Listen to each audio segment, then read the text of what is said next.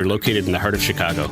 Some of your favorite restaurants and cafes serve our coffee. As a small business manufacturer, we understand the importance of working with the right bank, and that's why we made the move to Signature Bank. We were tired of the impersonal service that our large bank had provided. A friend referred us to Signature Bank, and their team was on site to understand our operations firsthand. They provided us the working capital to continue our successful business operations and to fuel our ambitions for innovation and growth. We now have the flexibility to grow at our own pace. That personal touch, you can't find that at a large bank, but we found it at Signature, and we can't thank them enough. Signature Bank helps local businesses succeed. Let Signature Bank turn your business vision into reality. Visit signaturebank.bank. Member FDIC, Equal Housing Lender. Dan Proft here to tell you about our 2025 Food for the Poor campaign. If you've listened to this station and to our show for any length of time, then you already know about Food for the Poor. They are a nonprofit, faith-based organization that provides food, water, medicine, clothing, and life-saving supplies directly to local partners in Latin America and the Caribbean. We all know about how bad the situation is in Latin America and the Caribbean right now. Economic decline, political instability and corruption, and high food prices. The only thing standing between these families and starvation is Food for the Poor and their partners who are providing life-saving food relief on the ground. But in order to get food and water to those who need it most, Food for the Poor needs your help. Your gift of just $150 can provide food and water for 2 children for an entire year. For a gift of $300, you can provide food and water for 4 children for an entire year. To make a gift of any amount, just call 844-862-4673. That's 844-862-4673. Or visit 560theanswer.com/foodforthepoor. And if you are a small business owner or you make the marketing or advertising decisions for a business, then you need to become a business benefactor. Just make a $2,500 tax-deductible donation to Food for the Poor. And AM 560 will give you 40 one-minute commercials to air here on AM 560 The Answer between 5 a.m. and 8 p.m. Monday through Friday at no additional cost to you. Lock in your 2026 marketing now at this incredible price. It really is the best deal in all of Chicago radio. You'll join a long list of businesses who are reaching AM 560's audience of affluent decision makers. And through the generosity of your business, you'll also be helping more than 30 children for a year. To take advantage of this deal, just call John Gallagher at 847-472-8950. Again, 847-472-8950. That number, one more time, 847-472-8950. Or go to 560theanswer.com/foodforthepoor. That website again, 560theanswer.com/foodforthepoor. This is Seth Leibson for townhall.com. There's a great debate today about what America First foreign policy means or should mean and what No More Forever Wars entails. Meanwhile, President Trump is showing a fluidity and flexibility in foreign policy in real time, all under the justifiable notion of keeping America and Americans safe. He did this in backing Israel against the world's worst terrorists, who also had targeted and killed vast numbers of Americans, including attempts to kill President Trump himself. He did this in taking out the nuclear capability of the leading state sponsor of such terrorism and threat. And he's now putting pressure on the Fidel Castro of Latin America, Nicolas Maduro, and his outlaw regime, which is also responsible for sending criminal gangs and illegal drugs into the United States. The Monroe Doctrine is not dead, and neither should be the Roosevelt corollary to it. What should end is Hezbollah's and China's involvement in Venezuela and Maduro's criminality. Donald Trump took an oath to protect and defend us. That's America and Americans first. I'm Seth Leibson. If you're looking to purchase a new home or refinance your existing home, you need to call Team Hochberg, your trusted local lender. Last year, Mitch, 50, railroad worker, income 100 G's a year, score 630, called to consolidate his debt with a cash-out refinance. Team Hochberg loan officer Johnny Hendrickson helped Mitch pay off his debt and save $800 a month. Johnny called Mitch for a 6-month post-closing checkup and informed him his credit score was now over 700. Then Johnny helped Mitch lower his rate, remove the PMI, and save him another $400 a month while covering all his closing costs. Let's review. Team Hochberg loan officer Johnny Hendrickson helped Mitch eliminate his debt, save $1,200 a month, and improve his scores over 100 points. Team Hochberg's helped thousands of radio listeners, but we can't help if you don't call 855-563-2843 or visit 56david.com. That's 855-563-2843 or visit that website you know you love, 56david.com. Lower.com, equal housing lender, NLS 1124061. Hey Chicagoland, your trusted friend Jeff here from JeffBuysYourHouse.com. Over the past few months, I've shared how our veteran-led team serves Chicagoland homeowners. Today, I want to share with you what your neighbors are saying about working with us. Like Mary in Downers Grove, who wrote, "They listened to my concerns about moving from my home of 30 years and created a timeline that worked for me." Or Tom and Carol Stream, who said, "Their team helped me sort through 40 years of memories with respect and patience. This is why hundreds of your neighbors have given us a 5-star Google review and an A+ rating with the BBB. We don't just buy houses. We help people through life's transitions with understanding and care. No repairs needed, no cleanout required, and always on your timeline.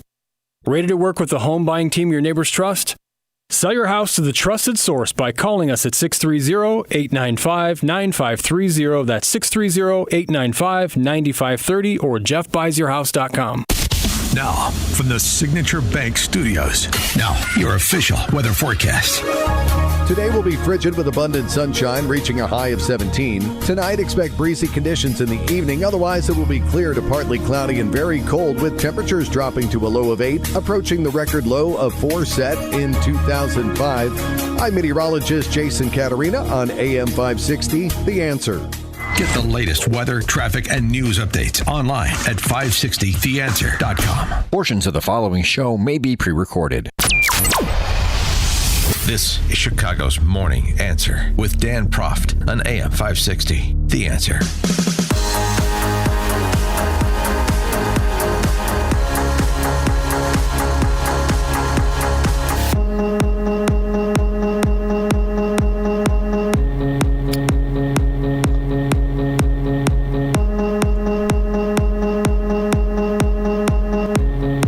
Top of the morning, Dan Proft here, and BLM Brandon got a couple of matters he's wrangling with alderhumans over. One is, as you heard reported yesterday, Alderman Brian Hopkins is sort of one of these useful space fillers. He has reintroduced snap curfew ordinance, a slightly different version of one previously rejected. So he's dealing with that because BLM Brandon was the one who rejected it. This after the incident a couple weekends back in front of the Chicago Theater where we had some kids being silly.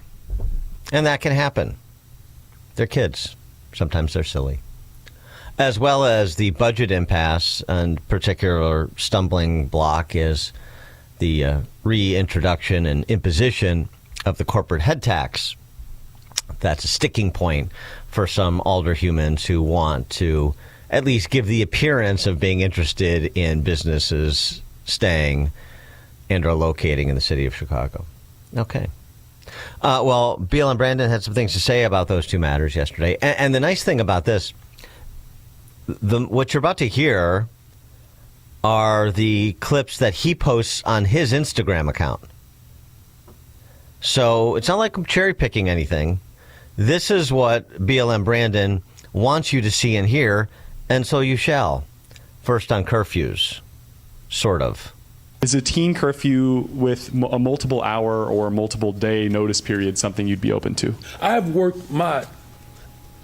worked incredibly hard to drive violence down in this city, because it doesn't just affect us when it happens in a spectacle like that. The shooting that happened last night that nobody covered, but I'm aware of it, and there's a family that's hurting still. It's why I'm driven towards solutions. My top priority is to keep the people of this city safe. And you saw we made adjustments right away. The next day, there were thousands of people who were out as we lit up Michigan Avenue, the Lights Festival. Not a single incident. You know, unless you've lived through the pain and the trauma of shootings and homicides, perhaps you don't fully understand the mechanism in which we are attempting to lift up. What we can't do is give people a pacifier and make them believe that they are being made whole. I need everyone in this city to make sure that we know what is happening with our young people. That is not the assignment of one person. That's the assignment of all of us. And we can't just simply bow out because we're afraid to do the heavy lifting and the heavy work. The fact of the matter is we have guns that are being funneled into our city from states that voted from this extreme right-wing agenda. 20,000 guns, over 20,000 guns we've eliminated off the streets of Chicago. The fact that young people and bad actors have access to guns, illegal weapons, that is a problem, a severe problem. And it only gets highlighted when something like this happens. And I'm saying that this is my fight every single day. Because the people who are dying, they look like my children. The people who are victims look like the communities that raised me. And so no, I don't have a high tolerance, you all, for a tepid approach towards how we drive violence down on the city of Chicago. We have more work to do, but it's going to take all of us. All right. You want to sign up for that? 312-642-5600, turnkey.pro answer line. Be part of the BLM Brandon All of Us Brigade. The perpetrators, the majority of them, look like you and the communities that raised you too, don't they, Mayor? I like what he did there. It was some highlights from a bygone era, piggybacking on mayors for the last 50 years, saying the violent crime problem in Chicago has to do with the respect for the Second Amendment in other states. Sure, yeah. And what were the violent crime stats when the Chicago handgun ban was in effect? Of course, because it was always somebody else's fault. BLM Brandon is not the first mayor to do it's somebody else's fault. It's despite the horrors they find in alleged blame shifting when it comes to othering people.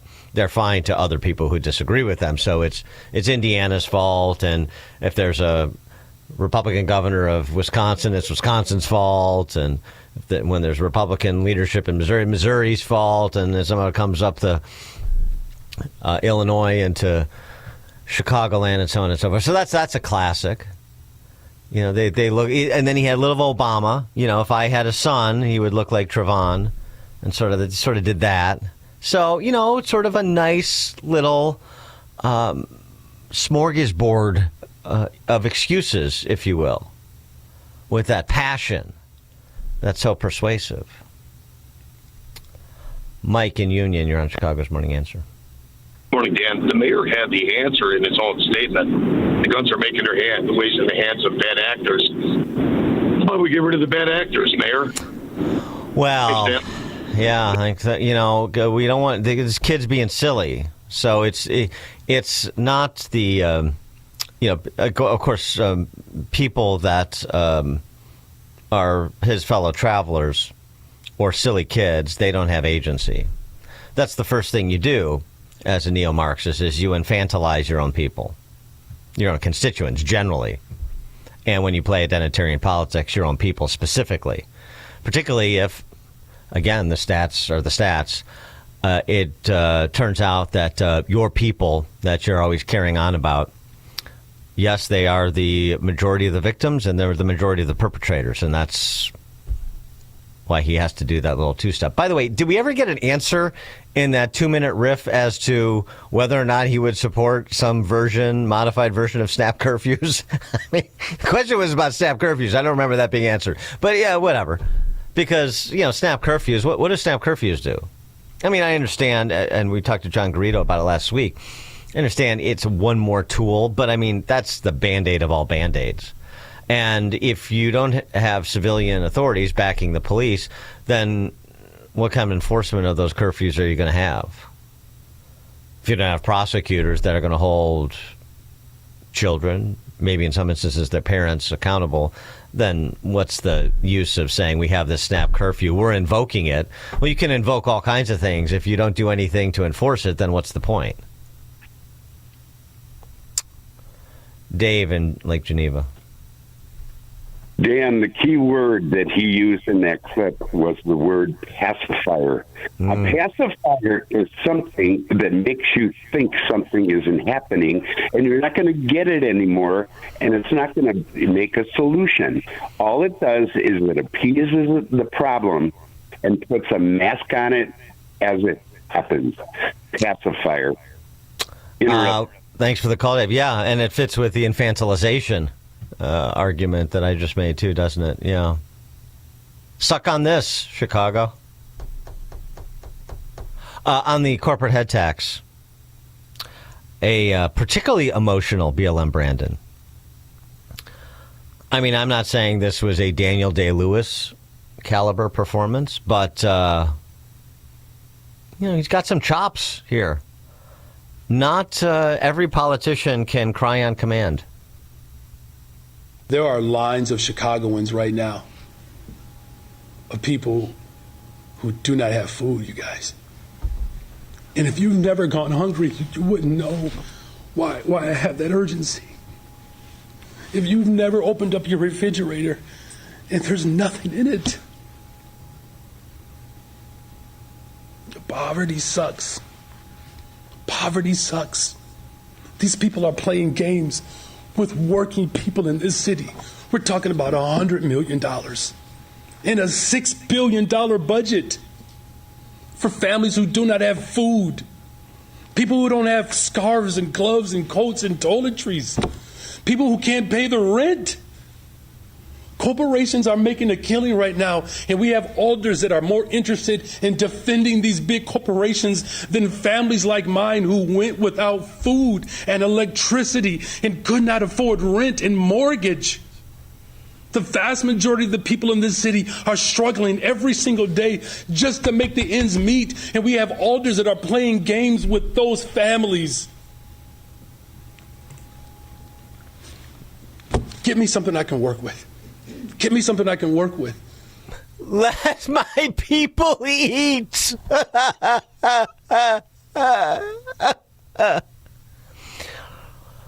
if the corporate head tax is only $100 million in a $6 billion budget, as you said, and this is a priority, people are literally starving in the streets.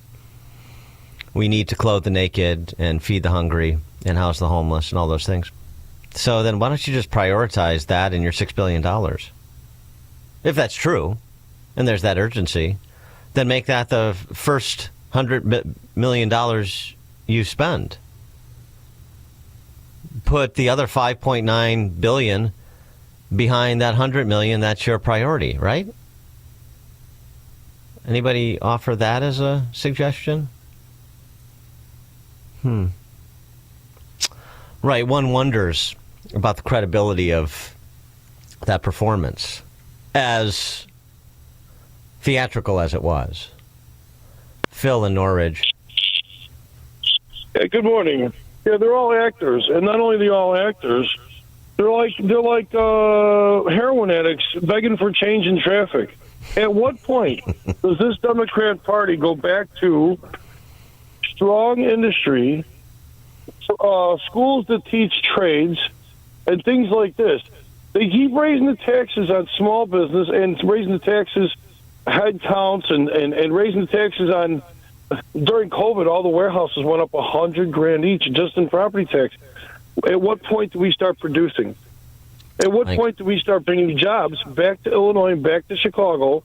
Real jobs. Not everybody goes to college. These kids are running around the school, running around the streets selling $300 million a week worth of heroin for 45 years, Dan. Thanks for the call, Phil. Appreciate it. Jim LaGrange. Dan, I was surprised there was no mention of the Chicago Police Department and what a fine job they're doing, nor the Safety Act. He didn't praise it, nor did he throw either of those two things under the bus. The Safety Act, thanks, Jim. The Safety Act is a name that shall never be uttered, because that's not what they want to discuss. They don't want to defend it. They don't want to discuss it at all. So you get these histrionics over marginal issues, snap curfews, $100 million that is a corporate head tax to generate $100 million because otherwise people will starve and go without clothing this winter. Sure. Coming up at 5:38, the war of words between the Minnesota political power structure and the president escalates, to no one's surprise. 5:38, now we check the headlines. Good morning. It is a very chilly 15 degrees here in Chicago on AM 560 The Answer. I'm Stace Keene in the AM 560 newsroom. The man accused of pushing a passenger onto a CTA track on Monday has been ordered to stay in jail. 39-year-old Tommy Carter was in court yesterday where he repeatedly interrupted the presiding judge and prosecutors. Carter's been charged with 1 count attempted murder and 3 counts of aggravated battery to a police officer. Prosecutors say that Carter pushed the victim onto the tracks after that victim turned down his request for money. And the Cook County Treasurer Maria Papa says property owners needing more time to pay their taxes can request a payment plan. Homeowners are just now receiving their bills after they were delayed due to technical issues from the county. Now, despite the delay, the bills are still due on December 15th, just 10 days before Christmas, and that's adding even more stress to homeowners. Starting December 16th, property owners can access an online tax payment calculator which can be found at cookcountytreasurer.com. This report is a service of Audible. Audible's romance collection has something to satisfy every side of you. Fall for a brooding duke, dive into a steamy romantasy series from Sarah J. Maas, or find the perfect rom-com from Lily Chu. Start listening for free when you sign up for a 30-day trial at audible.com. Chicago's Morning Answer continues next. Would you like to have your mortgage or rent paid for all of 2026? That sounds like a Christmas miracle, doesn't it? This is what Christmas is all about. Yeah, well, that's exactly what AM 560 The Answer wants to do for you. Go to 560theanswer.com/miracle to enter our Christmas Mortgage Miracle Contest. Enter once per day, every day, between now and December 20th. You could have your rent or mortgage paid for all of next year. It's a Christmas miracle. Nice. Go to 560theanswer.com/miracle. If you're one of the millions of Americans behind on your taxes, if you're afraid to open your mail because IRS collection letters could be coming, listen carefully. The IRS is cracking down, taking paychecks, freezing bank accounts, revoking passports. That's a fact. But here's what most people don't know. There are official tax relief programs designed to help struggling taxpayers. Programs that could save you thousands if you qualify. No one knows these programs better than the experts at Optima Tax Relief. Optima's award-winning team will fight to protect your paycheck, your passport, and your property. Their tax attorneys and licensed tax professionals will work tirelessly to get you the best deal possible with the IRS. Every day, penalties and interest keep piling up, so don't wait. Call Optima now for a free consultation. Call 800-965-1433. 800-965-1433. 800-965-1433. Optima Tax Relief. Some restrictions apply. For complete details, please visit OptimaTaxRelief.com. Salem News Channel, your go-to source for news and conservative opinion. We reveal how politics hits home, how your family, your freedoms, your way of life are debated, challenged, even regulated. Every day we cut through the noise, pitting nonsense against common sense. On every screen, in every home, Salem News Channel is across America. Want to see if you could pay less in taxes? Try the quick and easy tax calculator at willsave.com. Yes, a free tax calculator. That's WILSAVE.com. Calculate how you could keep more of your hard-earned money and give less to Uncle Sam, especially in retirement. Get your free tax analysis today at willsave.com. And don't forget to tune in to Protecting Your Assets with Steve Shyman every Saturday morning at 8, right here on AM 560, The Answer. If you want thick, healthy, gorgeous hair, then you need Hair Volume from New Nordic. Available online at Amazon and newnordicusa.com or in the hair care aisle at your local CVS. Now, your official weather forecast. Today will be frigid with abundant sunshine and a high of 17. Tonight, expect breezy conditions in the evening. Otherwise, it will be clear to partly cloudy and very cold with the temperature dropping to a low of 8. This is close to the record low of 4 set in 2005. I'm meteorologist Jason Caterina on AM 560, The Answer. Get the latest weather, traffic, and news updates online at 560theanswer.com. Now, from the Signature Bank Studios. If you're looking for the latest news, insight into what it means, and the sharpest opinion, there's only one station in Chicago where you can turn, and it's this one. We're AM 560, The Answer.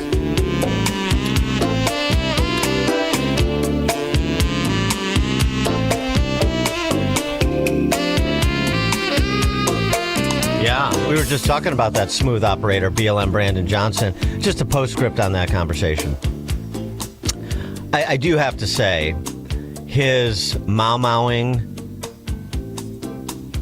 other leftists over the corporate head tax, it's only $100 million, and it's, to feed our people, to clothe our people.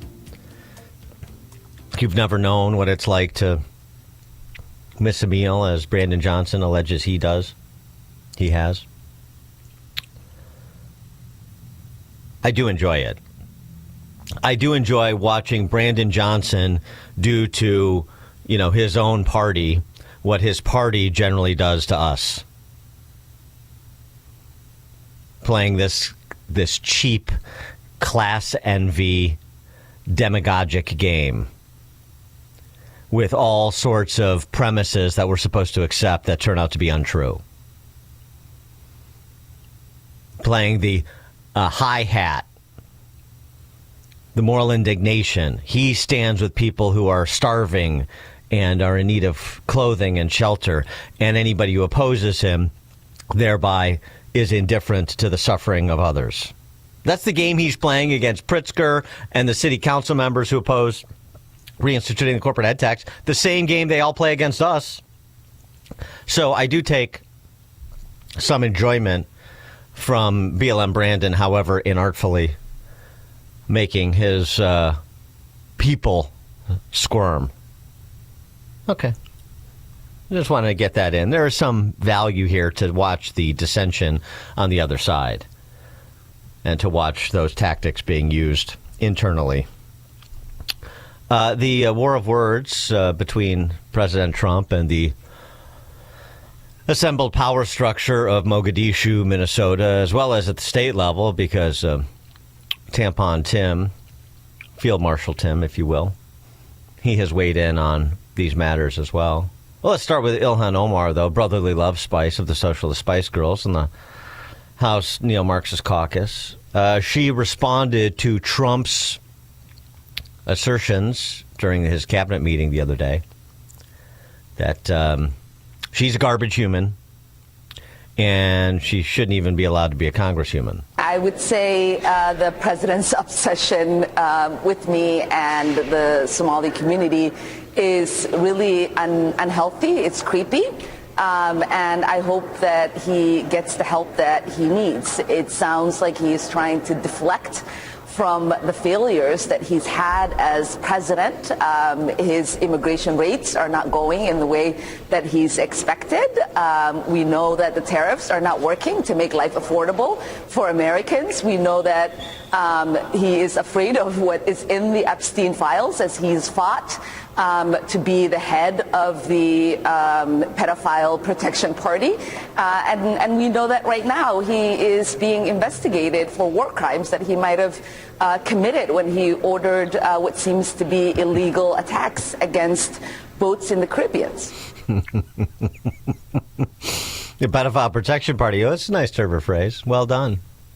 Oh, he's being investigated by for war crimes by who? With the International Criminal Court? Okay, Ellen. All right, nice try. The raids aren't going as well as he had hoped. I don't know about that. We'll get to the raids in a second, or the enforcement and removal operations, which is what they actually are, with the prospect of 100 or so ICE agents being sent to Mogadishu, Minnesota, to do enforcement and removal actions there. Certainly a basis for it. Also happening in New Orleans concurrently. So we'll get to that in a moment. Because what the Minneapolis Police Department is doing is, it's hard to say it's stunning because it's expected. So if you expect it, it's hard to be stunned when it comes to pass. But it's pretty depressing. But first, Trump, of course, in the Oval Office yesterday, doubled down, as is his wont, on both Omar and the Somalians. Look, these Somalians have taken billions of dollars out of our country. They've taken billions and billions of dollars. They have a representative, Ilhan Omar, who they say married her brother. It's a fraud. She tries to deny it now, but you can't really deny it because, it just happened. She shouldn't be allowed to be a congresswoman, and I'm sure people are looking at that. And she should be thrown the hell out of our country. And most of those people, they have destroyed Minnesota, okay? Minnesota, you have an incompetent governor. You have a crooked governor. He's crooked as hell, but he's incompetent. Walz he should be ashamed. That beautiful land, that beautiful state, it's a hellhole right now. And the Somalians should be out of here. They've destroyed our country. And all they do is complain, complain, complain. You have her. She's always talking about the Constitution provides me with... go back to your own country and figure out your Constitution. All she does is complain about this country. Without this country, she would not be in very good shape. She probably wouldn't be alive right now.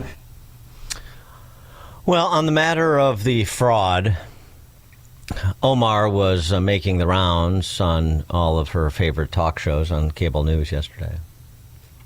And Jake Tapper, because he's such a dogged reporter, he broke that whole scandal about the D.C. press corps working with the senior leadership of the Biden administration to present a case for Biden's mental acuity that turned out to be false. Did you know that? Well, that's the effort to rewrite history he's trying, nonetheless. He did ask Omar about the brotherly love spice, about the fraud, because it's pretty substantial. It does count in the billions of taxpayer dollars. And if stealing wasn't bad enough, then we know from reporting from our friends at Powerline, as well as City Journal, even the New York Times, that some of the ill-gotten funds wound up in the hands of a Islamist terrorist organization in Somalia that operates in Somalia, among other countries, Al-Shabaab. So that's all sort of disquieting. Generally speaking, I don't think Americans are keen on financing terrorist organizations. I think we try to avoid that if possible. So what of this systemic fraud with welfare state programs in Minneapolis, Congresswoman? Can you shed any light on why the fraud got so out of control in Minnesota? I think what happened is that, when you have these kind of new programs that are designed to help people, you're oftentimes relying on third parties to be able to facilitate. And I just think that a lot of the COVID programs that were set up, they were set up so quickly that a lot of the guardrails did not get created. A guardrail issue. Just need to tighten up those programs a little bit. That's interesting because, and this would have been nice for Jake Tapper to follow up with, but, you can only press the issue so far before you make a friend feel uncomfortable. I understand. But, of course, the follow-up would be, well, it's interesting, guardrails, because it seems like there were guardrails, and they were purposely ignored by the political power structure in Minnesota, starting with the governor, right? Because you had a couple of hundred human services state employees in the Walz administration provide some detail as to who they think is responsible and why. They posted this on X. We mentioned before, but since you brought it up, I'm happy to repeat it. Thank you, Congresswoman. Tim Walz is 100% responsible for the massive fraud in Minnesota, they write. We let Tim Walz know of fraud early on, hoping for a partnership in stopping fraud, but no, we got the opposite response. Tim Walz systematically retaliated against whistleblowers using monitoring, threats, repression, and did his best to discredit fraud reports. Instead of partnership, we got the full weight of the retaliation by Tim Walz, certain DFL members, Democrat Farmer Labor Party, certain DFL members, and an indifferent mainstream media. What a shock. It's scary, isolating, and left us wondering who we can turn to. I'm sure this is just a vast right-wing conspiracy, right, Hillary? 200 state of Minnesota human services employees. Right. These are all Trump loyalists that have been embedded in Minnesota state government. They haven't alleged that yet. I think they're trying to just ignore this and hoping they can get away with, we need some guardrails. They continued, in addition to retaliating against whistleblowers, Tim Walz disempowered the Office of the Legislative Auditor, allowing agencies to disregard their audit findings and guidance. Media and politicians supporting Walz or the DFL agenda attack whistleblowers who are trying to raise red flags on fraudulent activities. As staff, we firsthand witnessed and observed fraud happening, yet we were shut down, reassigned, and told to keep quiet. Leadership did not want to appear to discriminate against certain communities, Somalians, and were willing to take action such as stopping fraud, were unwilling to take action such as stopping fraud that would have had an adverse impact on their image. To date, no single agency leader has been held responsible for their role in fraud, and they go on to name a bunch of agency leaders that are not particularly material other than the fact that they were party to this, as described. It is a structure created and maintained by Tim Walz, who has created an environment of interrelated agencies and institutions, including the media, that help foster fraud through retaliation and turning a blind eye in exchange for political gain in the form of higher power agency leadership jobs or other perks. Fundamentally, Tim Walz is dishonest, lacks ethics and integrity, has poor leadership abilities, and has never taken any accountability for his role in the fraud. And they go on from there. Anybody think that maybe this should be addressed from every single elected official, starting with Tim Walz? Oh, instead, what do we get? Tim Walz announcing yet another state welfare program. And he gets the softball question as to concerns about fraud with this new initiative, so that he can pile on and be indignant by the insinuation. Aren't people going to abuse the program? How disrespectful to people to assume that all Minnesotans are scamming. That's what I hear from them all the time. I trust Minnesotans. I believe in Minnesotans. I believe they know. You're not going to get rich, and it's not your full salary. You're not going to scam and take time off. But this is complicated. This was a very good question about multiple members coming off. My family's dealing with this with a mother-in-law. My wife and her 3 sisters, my sisters-in-laws, have a schedule where they take turns every couple of days being responsible, and then they shift off, and then they shift off. As it stands right now, they leave their jobs without pay to do that. This will make it so much easier. So I'm excited about it. I'm excited about the program. The Family and Medical Leave Program. How dare you suggest that this would be frauded? No, where would anybody come up with such a crazy accusation? No, of course. Fundamentally trust Minnesotans, except those 200 staffers at the Department of Human Services. Doesn't trust them, apparently. 312-642-5600, turnkey.pro answer line. A text from 773, that expression you use, hi-hat, did you get that from Miller's Crossing? I sure did. Johnny Casper, right? Wasn't that the character? I think so. So on to those raids, the ICE enforcement actions not going as well as President Trump had hoped. It's going to be interesting what happens in Minneapolis, or Mogadishu, what used to be known as Minneapolis. Because the police department there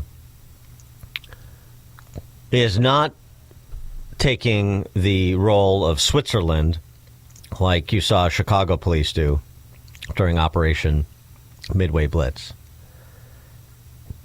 We're not assisting, we're not interfering. That's not the Minneapolis PD's position. Brian O'Hara, who's the police chief there, is really disgraceful, frankly. I don't know how else to say it. I understand he's got to protect his job and all that. He's got to answer to the civilian political authorities, such as they are. But, boy, at some point, you got to do a gut check, I think. This was part of the statement made by the Minnesota Police Department, following up on the comments made by their pajamas boy mayor, Jacob Frey. First, in the native tongue of Minneapolis, that would be Somalian, and then we'll translate it into English for, the rest of the country. waa fahanna soo maaha arrinta kale ee kusoo xigta waxay tahay haddii qof aad u malaynaysid inuu aad hubin inuu yahay dowladda inuu ka soco sida ICE oo kale inuu yahay ama uu yahay askari oo aad hubin. Did you get that? That's a Minnesota police officer in uniform at a press conference with the police chief and the mayor and assembled police officers, presenting a statement about pending ICE enforcement activities in Minneapolis in Somalian. Here's the English version from the police chief. Folks that are masked, that they're not sure if they're law enforcement, that they may be kidnapping people. Like, we have had those reports. I want to be clear to the community. The community should know that if you see something like that is legitimate, that you don't know if someone is law enforcement, you should call 911.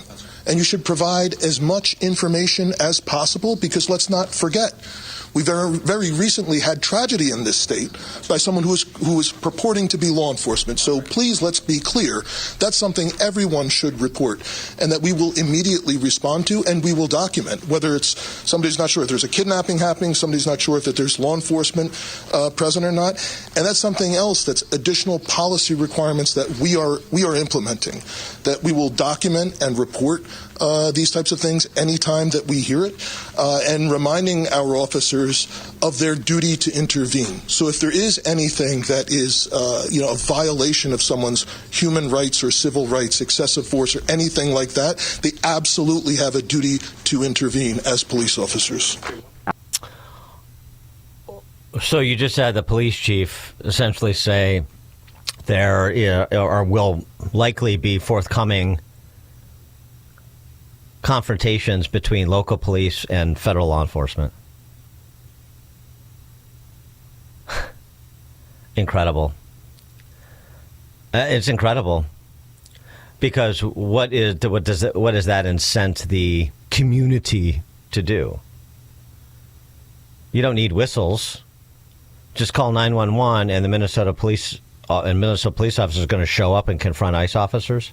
How do you think that's going to go? Particularly when they don't have authority to arrest federal law enforcement. They're spoiling for violence.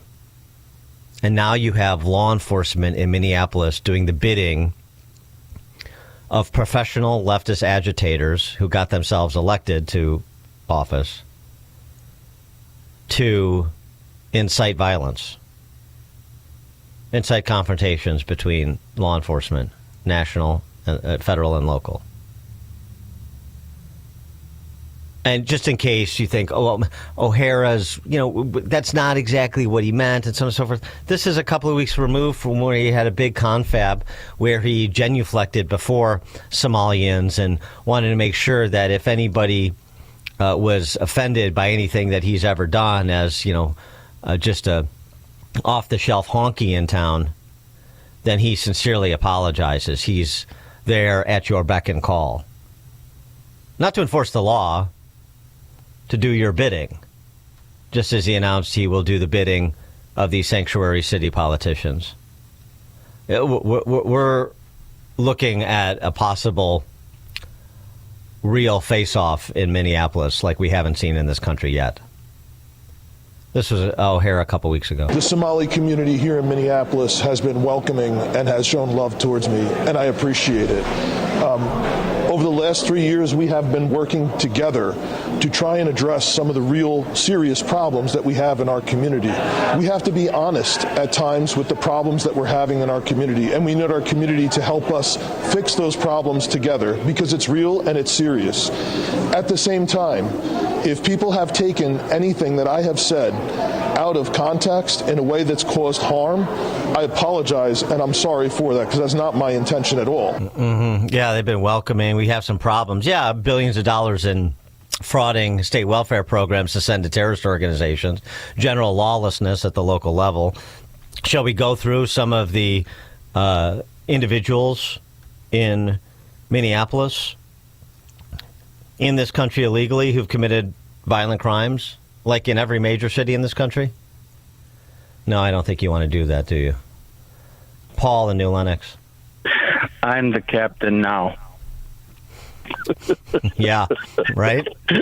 Thanks for the call, Paul. All right, coming up at 6:06, we'll continue this conversation. It's more on Minnesota, but also generally speaking, this problem that we have, particularly pronounced in blue states and big blue sanctuary cities, the illicit conference of commercial driver's license Transportation Secretary Sean Duffy had an update on that yesterday. We'll start there at 6:06. But before we do, well, no, we don't have time for it. Sorry. All right, 6:06. We'll start there. Take more of your calls. 312-642-5600. Turnkey.pro answer line. It's now 6 o'clock on AM 560 WIND Chicago. He was shot on a New York City sidewalk at almost exactly this time 1 year ago. I'm Dave Anthony, Fox News, the leader of United Healthcare. Brian Thompson was gunned down outside of a Midtown New York hotel while in New York for his company's investors conference. The 50-year-old CEO left behind a wife and 2 children. Fox's Chanley Painter's outside the court where the alleged killer, Luigi Mangione, will attend day 3 of a pretrial hearing, trying to get key evidence found when he was arrested at a Pennsylvania McDonald's not allowed at his murder trial. Including items in his backpack like the 3D printed firearm and silencer, personal writings and journal that laid out his disdain for health insurers, his iPhone and several USB flash drives. They also want to suppress some of his statements that he made to police allegedly at the time. They say officers were asking questions before telling him that he had a right to remain silent. As the controversy simmers over the U.S. military operation blowing up boats off the Venezuelan coast suspected of trafficking illegal drugs, killing dozens of alleged narco-terrorists, President Trump says, I support the decision to knock out the boats. But Congress is investigating one particular boat attack, and this morning, Admiral Mitch Bradley gives closed-door classified briefings to the top Democrats and Republicans on the House and Senate Armed Services Committees and the Senate Intelligence Committee. He's head of U.S. Special Operations Command, and War Secretary Pete Hegseth says ordered a second strike on a suspected drug smuggling boat in the Caribbean September 2nd, killing 2 survivors of the initial strike. That's Fox's Chris Foster. Back to Secretary Hegseth. The spokesman says an inspector general's report due out today in another controversy exonerates him that Hegseth did not break any laws revealing information on a U.S. attack on Houthi militants in Yemen in a Signal chat group. But that report does conclude Hegseth shared info that could have put the mission at risk. Steve Witkoff will talk to a Ukrainian leader today in Miami, pushing a U.S. peace plan days after the special envoy had a long meeting with Russian President Vladimir Putin, who keeps waging war. America's listening to Fox News. Good morning. It is just 12 degrees here in Chicago on AM 560, The Answer. I'm Stace Keene in the AM 560 newsroom. The Chicago Board of Education has agreed to pay $17.5 million to settle a sexual abuse lawsuit. According to reports, the victim in the suit was coerced into a relationship with Brian Crowder, who was serving as the dean of the Greater Lawndale School for Social Justice at Little Village at the time. The lawsuit stated employees at the school were aware of the relationship, yet they failed to report it. Crowder was sentenced to 22 years in prison. According to a statement, Chicago School District has denied all wrongdoing. Cook County Treasurer Maria Pappas says property owners needing more time to pay taxes can request a payment plan. Homeowners are just now receiving those bills after they were delayed due to technical issues from the county. Despite the delay, the bills are due on December 15th, just 10 days before Christmas, which is adding more stress to homeowners. Starting December 16th, property owners can access an online tax payment calculator. You'll find that at cookcountytreasurer.com. Illinois Secretary of State Alexi Giannola says his office has streamlined its Real ID portal and extended the lease on its Real ID walk-in facility in Chicago's Loop through the end of next year. That announcement comes on the heels of the Transportation Security Administration announcing that starting in February, it will refer all passengers who fail to present an acceptable form of ID the option of paying a $45 fee to use an alternative identity verification system. Weather once again caused a ground stop at Chicago's O'Hare International Airport. The Federal Aviation Administration halted flights for about an hour last night due to icy conditions in the area. This report is a service of AlmostFreeTeeth.com. Big savings on full mouth dental implants are here at AlmostFreeTeeth.com. Medical insurance can make what used to cost a fortune surprisingly affordable. Don't wait. Take the 60-second quiz to see if you qualify at AlmostFreeTeeth.com. A check of the roads is coming up in 2 minutes on AM 560, The Answer. Scott Jennings sees a mixed message. A few weeks ago, they spent all of their energy talking about how this is the Republican shutdown. That was all any Democrat could say. This is the Republican shutdown. The election came and went. 8 Democrats decided to open up the government. And now the rest of the Democratic Party is angry about it. The Scott Jennings Show. Weekdays at 1, right before Hugh Hewitt at 2 on AM 560. The Answer. Sign up for the AM 560 Answer Advantage to get early alerts on event ticket sales, special discounts, and contest opportunities. Sign up today at 560theanswer.com/advantage. Dan Proft here to tell you about an opportunity for you to promote your business and to make a difference this Christmas season. I'm talking about our Food for the Poor Business Benefactor Program. We've partnered with Food for the Poor to provide life-saving food and water for thousands of children and their families in Latin America and the Caribbean. Your business can be a part of this effort. Become a Food for the Poor business benefactor by making a $2,500 tax-deductible donation to Food for the Poor. That donation will help more than 30 children for an entire year. And when you do that, AM 560 will give you 40 one-minute commercials to air here on AM 560 The Answer between 5 a.m. and 8 p.m. Monday through Friday at no additional cost to you. To take advantage of this deal, just call John Gallagher at 847-472-8950. Again, that's 847-472-8950. One more time, the number, 847-472-8950. Or go to 560theanswer.com/food for the poor. That website again, 560theanswer.com/food for the poor. Quiet down, here she comes. Surprise! Your accountant just emailed to say your quarterly taxes are way higher than you were expecting. At Progressive, we know small business owners don't usually like surprises because they cost you money. But a good surprise that could save you money? Getting discounts with a commercial auto quote from Progressive. Also, your favorite employee is leaving. They're going to pursue their dream of being a veterinarian. Surprise yourself. See if you can save in as little as 8 minutes at ProgressiveCommercial.com. Progressive Casualty Insurance Company and Affiliates. Discounts not available in all states or situations. This is the time of the year most of us are checking off our holiday gift list. Identity thieves have lists too, and your personal information might be on that list. Protect your identity with LifeLock. LifeLock monitors hundreds of millions of data points every single second and alerts you to the threats you could miss yourself. If your identity is stolen, your own U.S.-based restoration specialist has got to work to fix it, guaranteed, or your money back. Make this season about joy, not identity theft, with LifeLock. Save up to 40% off your first year at LifeLock.com with the promo code BECK. Terms apply. The holidays are here again, and it's really getting cold outside. It's time to snuggle up by the fireplace with a delicious mug full of Bob's Belgian hot chocolate. Oh my gosh, it's so good. Each sip is so rich, so luxurious, and oh so chocolatey. Bob makes his hot chocolate with 100% imported Belgian chocolate, and it's so easy to make. You just stir it into hot milk and voila, you just made yourself the best hot chocolate ever. You can buy Bob's Belgian hot chocolate mix and sticks online at bobsbelgianhotchocolate.com or visit us at Chris Kindle Markets at Daily Plaza, Wrigley, and Aurora. Come on out and join in on all of the holiday fun with visitors from all over the world. We can click our glasses and wish each other good cheer with a delicious mug full of Bob's Belgian hot chocolate. Oh my gosh, it's so good. bobsbelgianhotchocolate.com.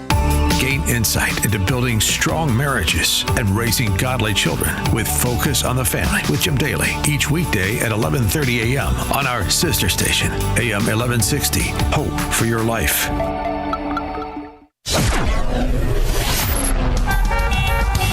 Taking a look at the roads from the Team Hochberg Traffic Center, I'm Sue Aller. A little bit sluggish on the northbound side of Lakeshore Drive as you head towards Hollywood Avenue, but you're in great shape right now on the Eden. Just 14 minutes both ways from Lake Cook to Montrose to Kennedy inbound. No major slowdowns from O'Hare to the Byrne Interchange. Inbound is 18 minutes, outbound is 22. The Eisenhower is 13 minutes both ways from Wolf to the Old Post Office, and it's 16 minutes in both directions on the Stevenson from the Tri-State to Lakeshore. Looking good on the Dan Ryan. Inbound from 95th to the Byrne Interchange is 13 minutes. Outbound is 11. You do want to watch out for a problem in Will on 55 northbound. Right at Veterans Parkway, it's a flipped over car. 2 left lanes are blocked. This report is the service of Fox Valley Coins. No waiting, no problems. No charge for in-store verbal appraisals. Bring your gold or silver in today. FoxValleyCoins.com. Chicago's Morning Answer continues next, but now a check of your forecast from the National Weather Service. Today Today will be frigid with abundant sunshine and a high of 17. Tonight, expect breezy conditions in the evening. Otherwise, it will be clear to partly cloudy and very cold with the temperature dropping to a low of 8.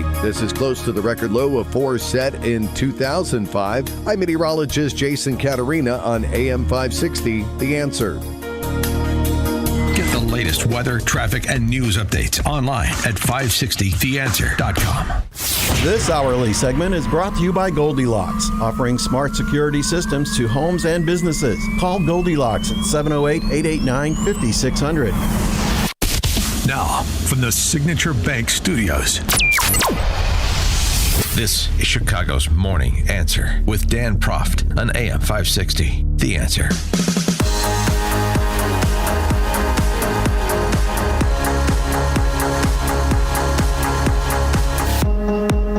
Top of the morning, Dan Proft here. So we'll get back to enforcement and removal operations of ICE. We also have to update the story about the so-called second strike on that narco-terrorist boat back in early September. As you heard, clip we played last hour, Ilhan Omar representing the Socialist Spice Girls, and by definition, the House Neo-Marxist Caucus, suggesting that Trump is under war crimes investigation for striking those narco-terrorist boats in international waters. So we have some developments there. But I did want to get to this. And I got to say, I'm a little skeptical of this, like it's one of these academic hoaxes, like James Lindsay and Boghossian. Who is the other participant? They did this grievance study hoax to expose the flimflammery that is platformed by these quote-unquote highly respected journals in academia. You know, as a takeoff on the Alan Sokol affair. Pluckrose, I think, was the other participant. So these academics. And, I mean, among the papers they submitted and got published was Adolf Hitler's Mein Kampf rewritten using up-to-date jargon. I mean, the titles of these studies, just walking down memory lane, I'll get to the point momentarily, but, I mean, what was published? Human reactions to rape culture and queer performativity of urban dog parks in Portland, Oregon. Rape culture among dogs and dog parks. Mm-hmm. Who are they to judge? Overcoming anthropometry and a framework for fat bodybuilding.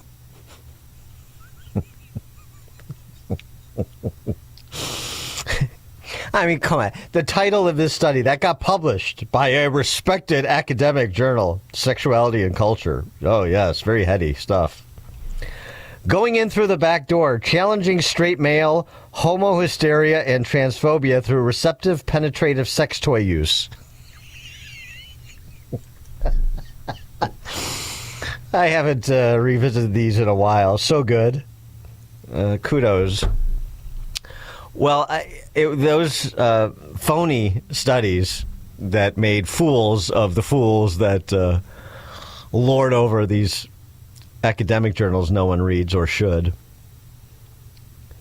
They came to mind because of the study published in the MPJ Mental Health Research Journal, which is a real thing. But these other journals were real things too. The studies were not. The Batman effect. The question these mental health professional researchers asked is, does pro-social behavior improve if there was someone dressed as Batman present? This is from the abstract for this study. The study tested whether an unexpected event, such as the presence of a person dressed as Batman, could increase pro-social behavior by disrupting routine and enhancing attention to the present moment. So here's what they did. They conducted a quasi-experimental field study on the Milan Metro, observing 138 rides. In the control group, a female experimenter appearing pregnant boarded the train with an observer.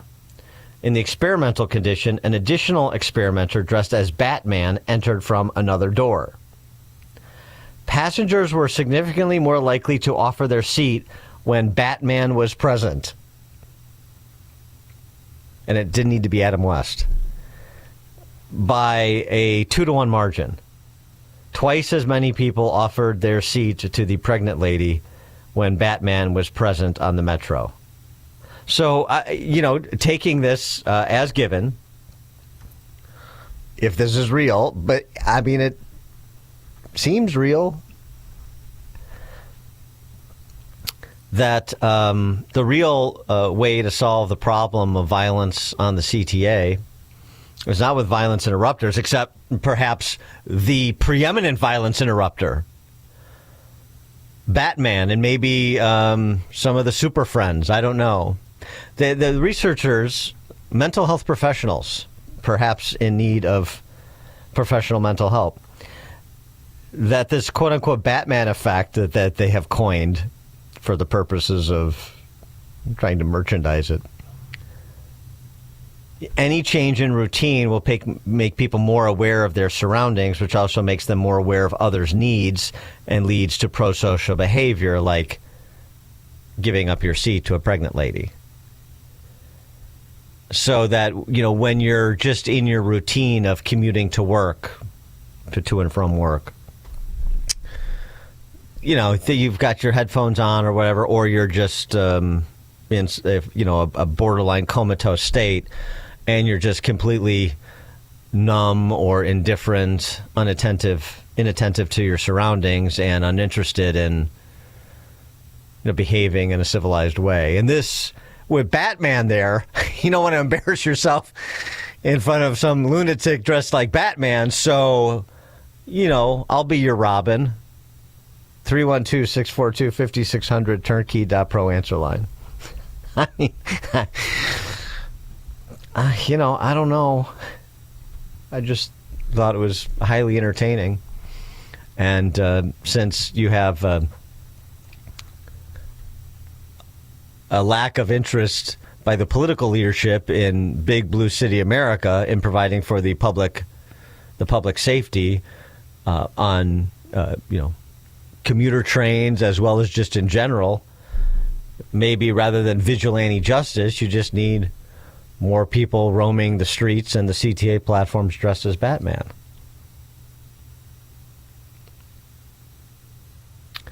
On a serious note, I mean, these sorts of incidents in cities and states, cities, I guess, really, even though we're the city and state, because in New York City, it's the no cash bail is really New York City. But just what happened to this NYU student, obviously that and much worse has happened here, and it's the same story that repeats itself over and over again. On a serious note, Batman or no Batman. This is an NYU student who recounted what happened to her, just like that young lady whose story we've played, her own words, a couple of times over the last several weeks, who was violently assaulted, sexually assaulted, getting off the L downtown, and actually was helped by someone, unlike, for example, Bethany McGee. The story in New York, this NYU student, her name is Amelia Lewis. Same thing. She's getting off the subway, walking up the stairs onto the sidewalk, and she's attacked. And here's her in her own words about big city living in NYC, just as we have seen and heard of so many horrific examples of big city living in Chicago, the Sanctuary Safety Act hamlet of Chicago. I'm kind of freaking out right now, but I decided to make myself feel better. I feel like talking about it and letting other people know, and be aware will make myself feel better. So if you're a young girl living in New York City, and going to NYU, please be careful. I was just on my way this morning at 9:20 a.m. walking to class on Broadway off of Waverly Place where that Fresh & Co is. And like as I'm walking like with my headphones on listening to music, I feel like something like slap me so hard, like literally on my ass, like so hard. And I was like, oh my god, ow, that hurts so bad. And I was like, oh, I thought it was like one of my friends. So I was like gonna turn around and be like, ow, like that hurts so bad, why did you do that? But like when I turned around, I just saw this like old white guy, and like right when I turned around, he like grabbed my hair like this and like yanked me and like threw me to the ground. My like headphones went flying, and I was just like on the ground, and I saw him just like bolt away down Waverly, and I was like, holy shit, what the just happened? This like group of girls, they're so nice, they came up to me and they were like they helped me up, they're like, are you okay? Like what the just happened? And like I was honestly in shock, like I wasn't crying yet, and I was like, oh my god, like what the hell was that? And then this like really like nice guy came up to me and like helped me call the police after, and like I made a report. But like that was honestly like the scariest experience of my life. So if you're by campus and you see this like tall white guy, like homeless looking guy with a beard and like sweats or something, like please like report him, like be careful. And yeah, like just be aware when you're walking like anywhere right now in New York, because like I never thought this was gonna happen to me, just because I was like, I've seen the stories and I was like, oh, that's so scary, but like having it actually happen now, it's like, oh my god, like you need to like be aware at all times. Right, so she was just assaulted, I say. I don't mean to minimize it, obviously, but I mean compared to the stories we're used to telling. But, and it's the point I've made before, now that young lady is going to be living in fear every time she's walking to campus. And that's no way to live. You shouldn't have to live like that. Oh, so the guy that she was describing, he's been arrested because police know him. He's been arrested 16 times prior. Sex offenses, sexual misconduct. He was also arrested in connection with a homicide. Don't know how that was adjudicated or if it even was. Just before the attack on the NYU student, this 45-year-old homeless man purportedly shoved a 68-year-old woman as she walked along Fifth Avenue on Thanksgiving. That was also an unprovoked assault. Struck her with his elbow so forcefully she fell to the ground and suffered a deep cut. Charged with burglary in connection with a separate incident in a nearby building. They found him in the act of burglarizing an apartment near Washington Square Park. They connected him to 4 other burglaries committed to the same location.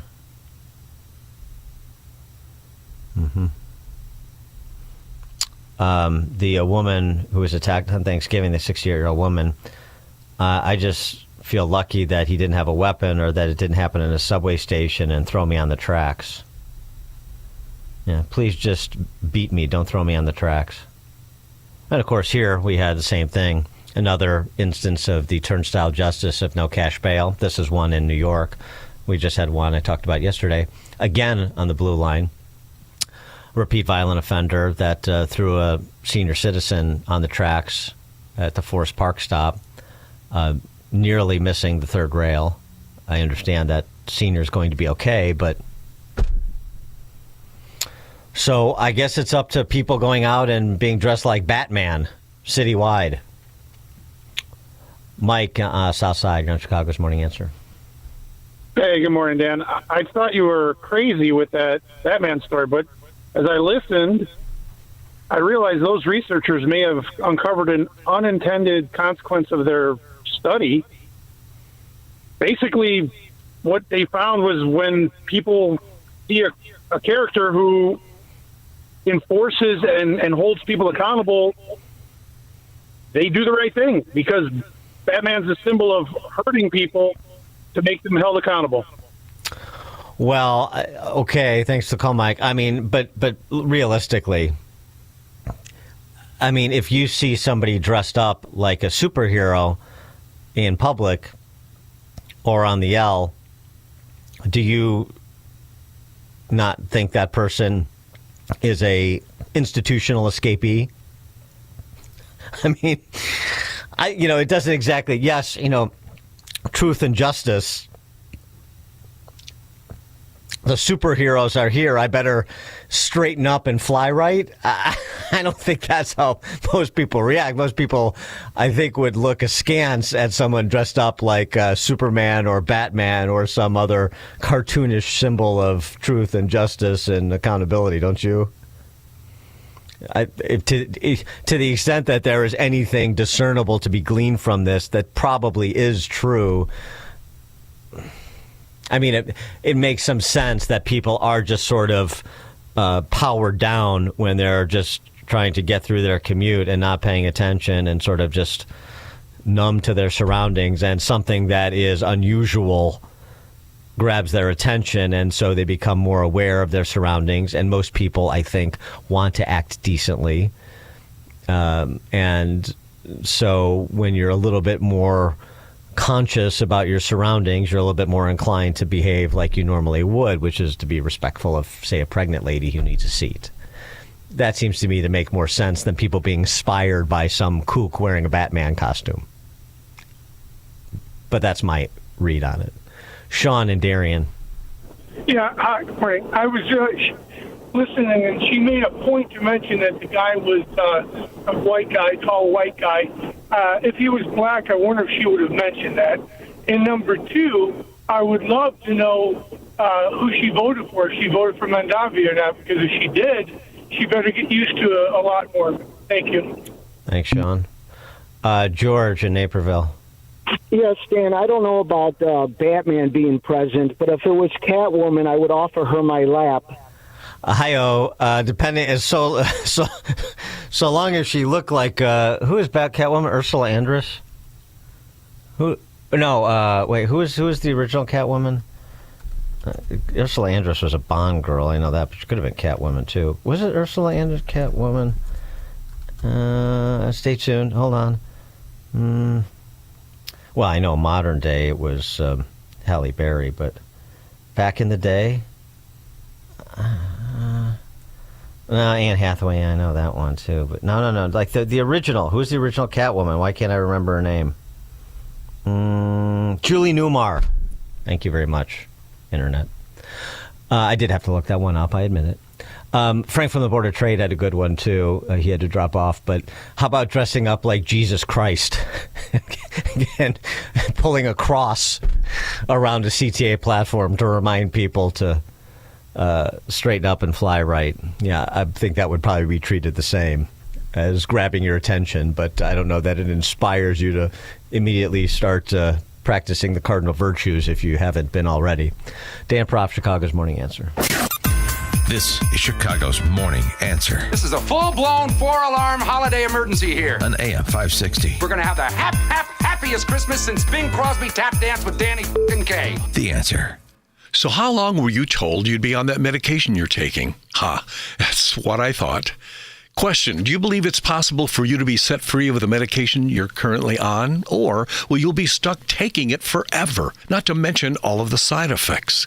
Imagine what it would feel like to be drug-free.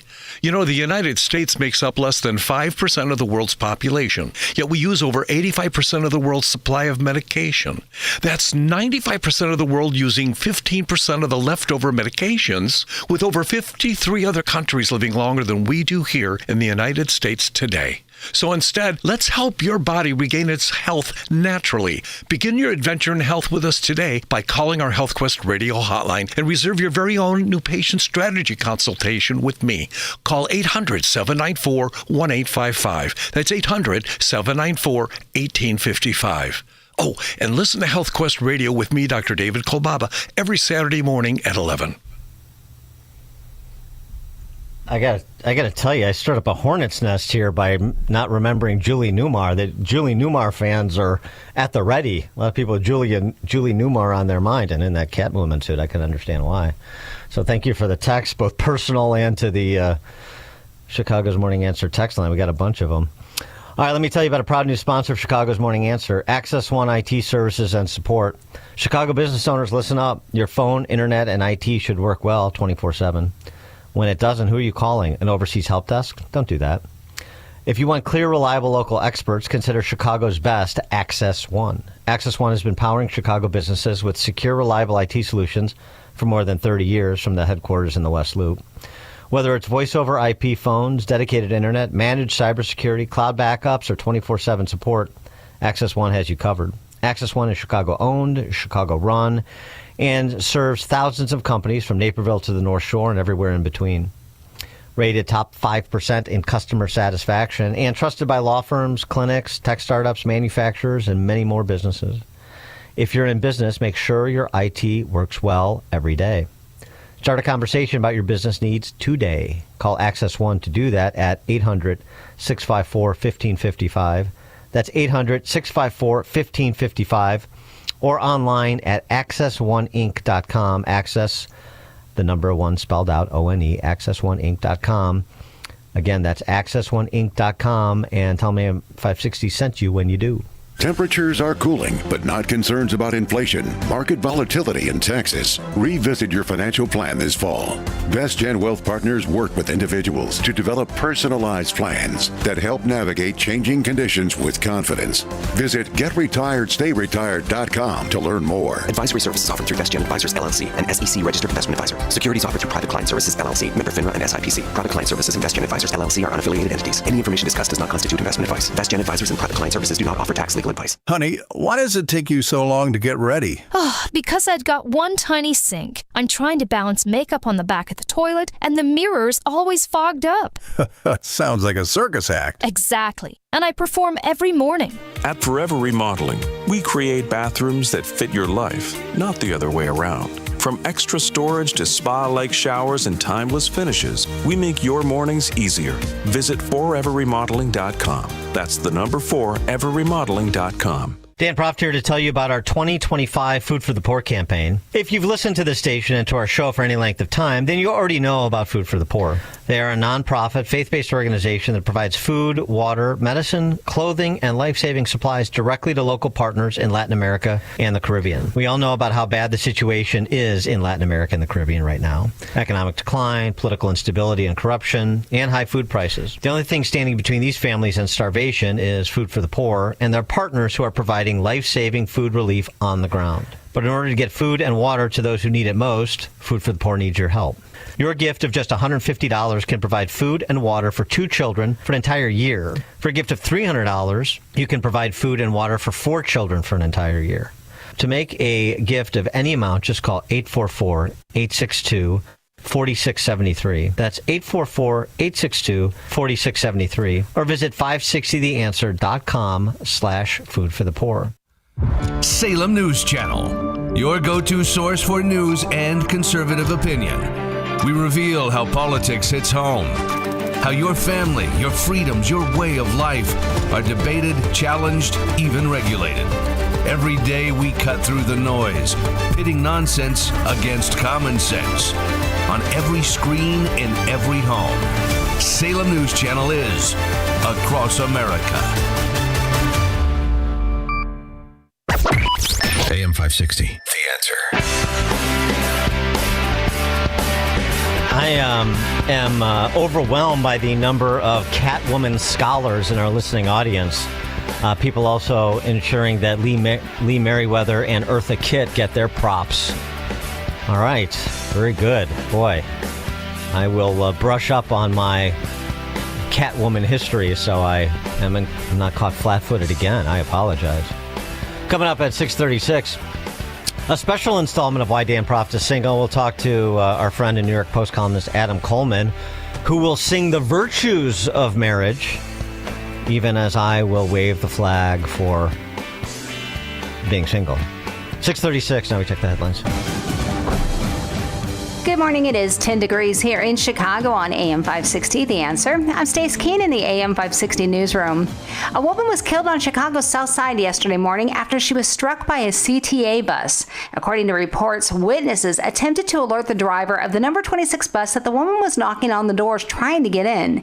As the bus pulled away, the passengers alerted the driver that the woman was on the ground, but the driver failed to stop. The woman was pronounced dead at the scene. Former President Barack Obama says the long-delayed Obama presidential Presidential Center will open next June. When complete, the Presidential Center will include a museum in addition to a garden, athletic facility, and a branch of the Chicago Public Library. Funds for the Obama Presidential Center are coming primarily from private donations to the nonprofit Obama Foundation. And property owners who need more time to pay their taxes can request a payment plan. Property taxes are due by December 15th, and starting December 16th, property owners will be able to access an online tax payment calculator at cookcountytreasurer.com. This news update is a service of Quick Delivery Service. When you need same-day delivery, when you need the fastest service, when you need a last-minute delivery, go to quickdelivery.com and get a quote right now. That's quickdelivery.com.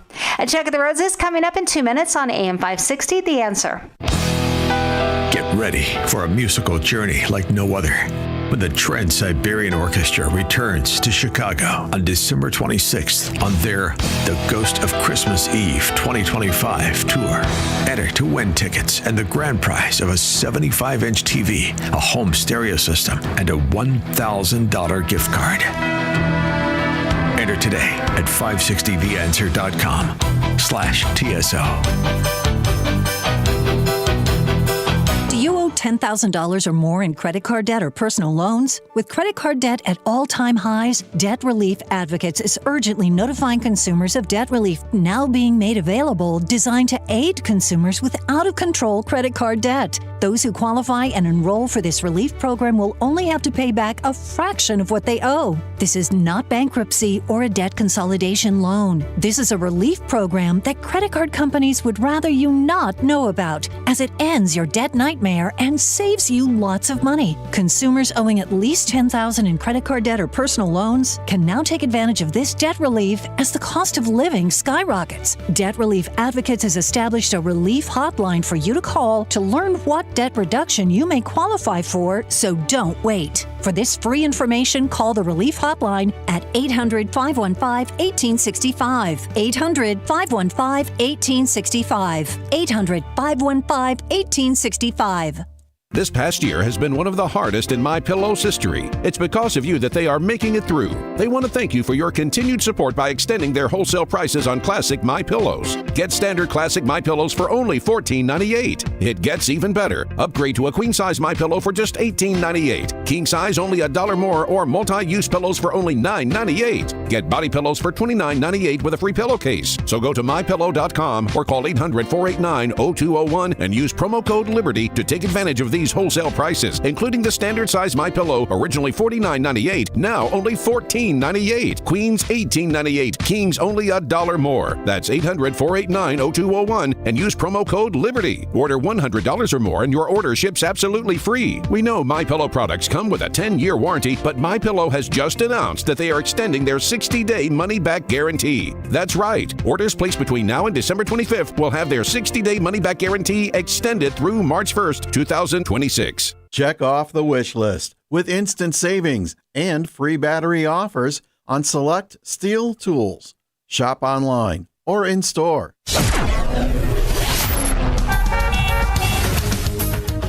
Taking a look at the roads from the Team Hochberg Traffic Center, I'm Sue Aller. Not too bad on the Kennedy inbound from O'Hare to Byrne Interchange, 20 minutes. Outbound is 24, but it's a solid wall of traffic in the express lanes inbound between Chicago Avenue and onto the Ohio Street feeder. The Dan Ryan from 95th to the Byrne Interchange, inbound is 15, outbound is 11, but you are stop and go in the express lanes inbound between 59th Street and 47th Street because of some debris taking down 2 left lanes at 47th Street, and a flipped over car takes down 2 lanes on 55 northbound just before Naperville Road. This report is sponsored by Blindster.com. There's never been a better time to buy blinds. Save up to 50% statewide during Blindster.com's Cyber Week sale going on now. Their blinds are custom made and guaranteed to fit. Skip the big box stores and order online for less. This sale ends soon, so go to Blindster.com today. Chicago's Morning Answer continues next, but now a check of your forecast from the National Weather Service. Today will be frigid with abundant sunshine, reaching a high of 17. Tonight, expect breezy conditions in the evening. Otherwise, it will be clear to partly cloudy and very cold, with temperatures dropping to a low of 8, approaching the record low of 4 set in 2005. I'm meteorologist Jason Caterina on AM 560, The Answer. Get the latest weather, traffic, and news updates online at 560theanswer.com. This hourly segment is brought to you by Forever Remodeling. Stress-free and high-quality remodeling. View their stunning transformations online at the number 4everremodeling.com. Now, from the Signature Bank Studios. Time now for another reason why Dan Proft is single. All right, we're going to hear from Adam Coleman momentarily about the joys of marriage and the problems the internet creates in getting men and women together. But before we do, if I may take some license here, why Dan Proft is single? I mean, if I couldn't get it done in Chicago, what chance do I have? A new report from the Gen Z-centered adult content site Hidden examined dating-adjacent data. Data-driven. All 50 states. Are some states worse up for single people trying to make those meaningful connections? Researchers analyzed 6 common factors affecting dating in each state, from the population, percentage of single people in it, expenses for the average date, documented online interest in dating, dating apps, dating tip queries on search engines, and how much people are spending on dating apps, to create a dating difficulty index score between 0 and 100. The bottom 10 states for getting a date, the worst, Utah, 98.9 out of a worst possible score of 100. Low single population, high average date cost, limited number of bars and restaurants per capita relative to other states, and just a dearth of people looking to, looking for big love, if you will. I think my dating difficulty score individually is a perfect score of 100. Anyway, point I was getting to was the best states, the lowest difficulty scores for dating. Rhode Island, which is interesting. South Dakota, Louisiana, New York, North Dakota, Oregon, Illinois. Illinois is among the top 10 in sort of easiest dating states. And I couldn't get it done. So, and then there's this, what's going on. It's not just the internet, it's also what's going on. I mean, the internet's a reflection of culture, and so what's going on in culture, including with respect to the law. Now, this is in the UK, but still. The United Kingdom, the reaction to a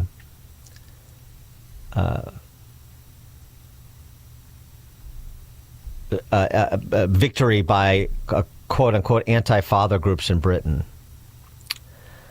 As reported in The Guardian, the family courts in the UK will no longer work on the presumption that having contact with both parents is in the best interest of the child.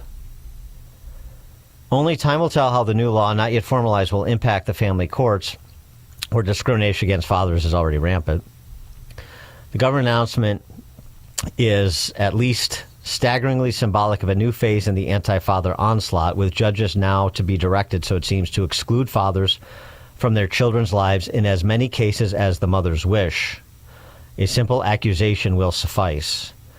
And, I think the lived experience of most people is a recognition that there are a lot of false accusations that fly back and forth during the process of a acrimonious divorce, and is there any other kind?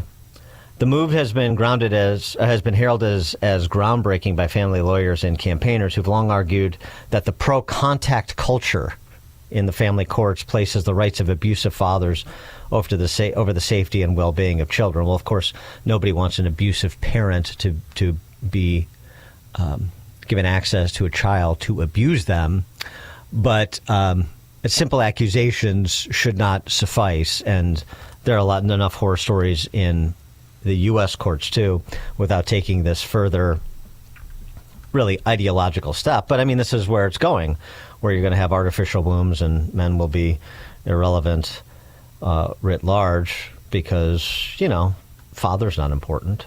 Is it? Is a father important? Does a father matter? A lot of evidence to suggest fathers do, but not to the ideologically blinded. All right, for more on this, a counter-argument, if you will, Adam Coleman is the founder of Wrong Speak Publishing. He's the author of The Children We Left Behind, How Western Culture Rationalizes Family Separation and Ignores the Pain of Child Neglect. He joins us now. Adam, thanks for being with us again. Appreciate it. Thank you for having me. So before you even get to your piece about the internet and what it does, what it's doing to male-female relationships, what's your reaction to the continued zeitgeist in that direction in the West, as represented by that development in the UK? I mean, I kind of figured that it was already happening. I didn't know that they needed some sort of to law formalize it. In its place. Yeah, to formalize it. Coincidentally, I've ran into in my travels, I ran into a man who is dealing with the family court system, having to battle accusations and things of that nature. And obviously those horror stories are real stories for some people.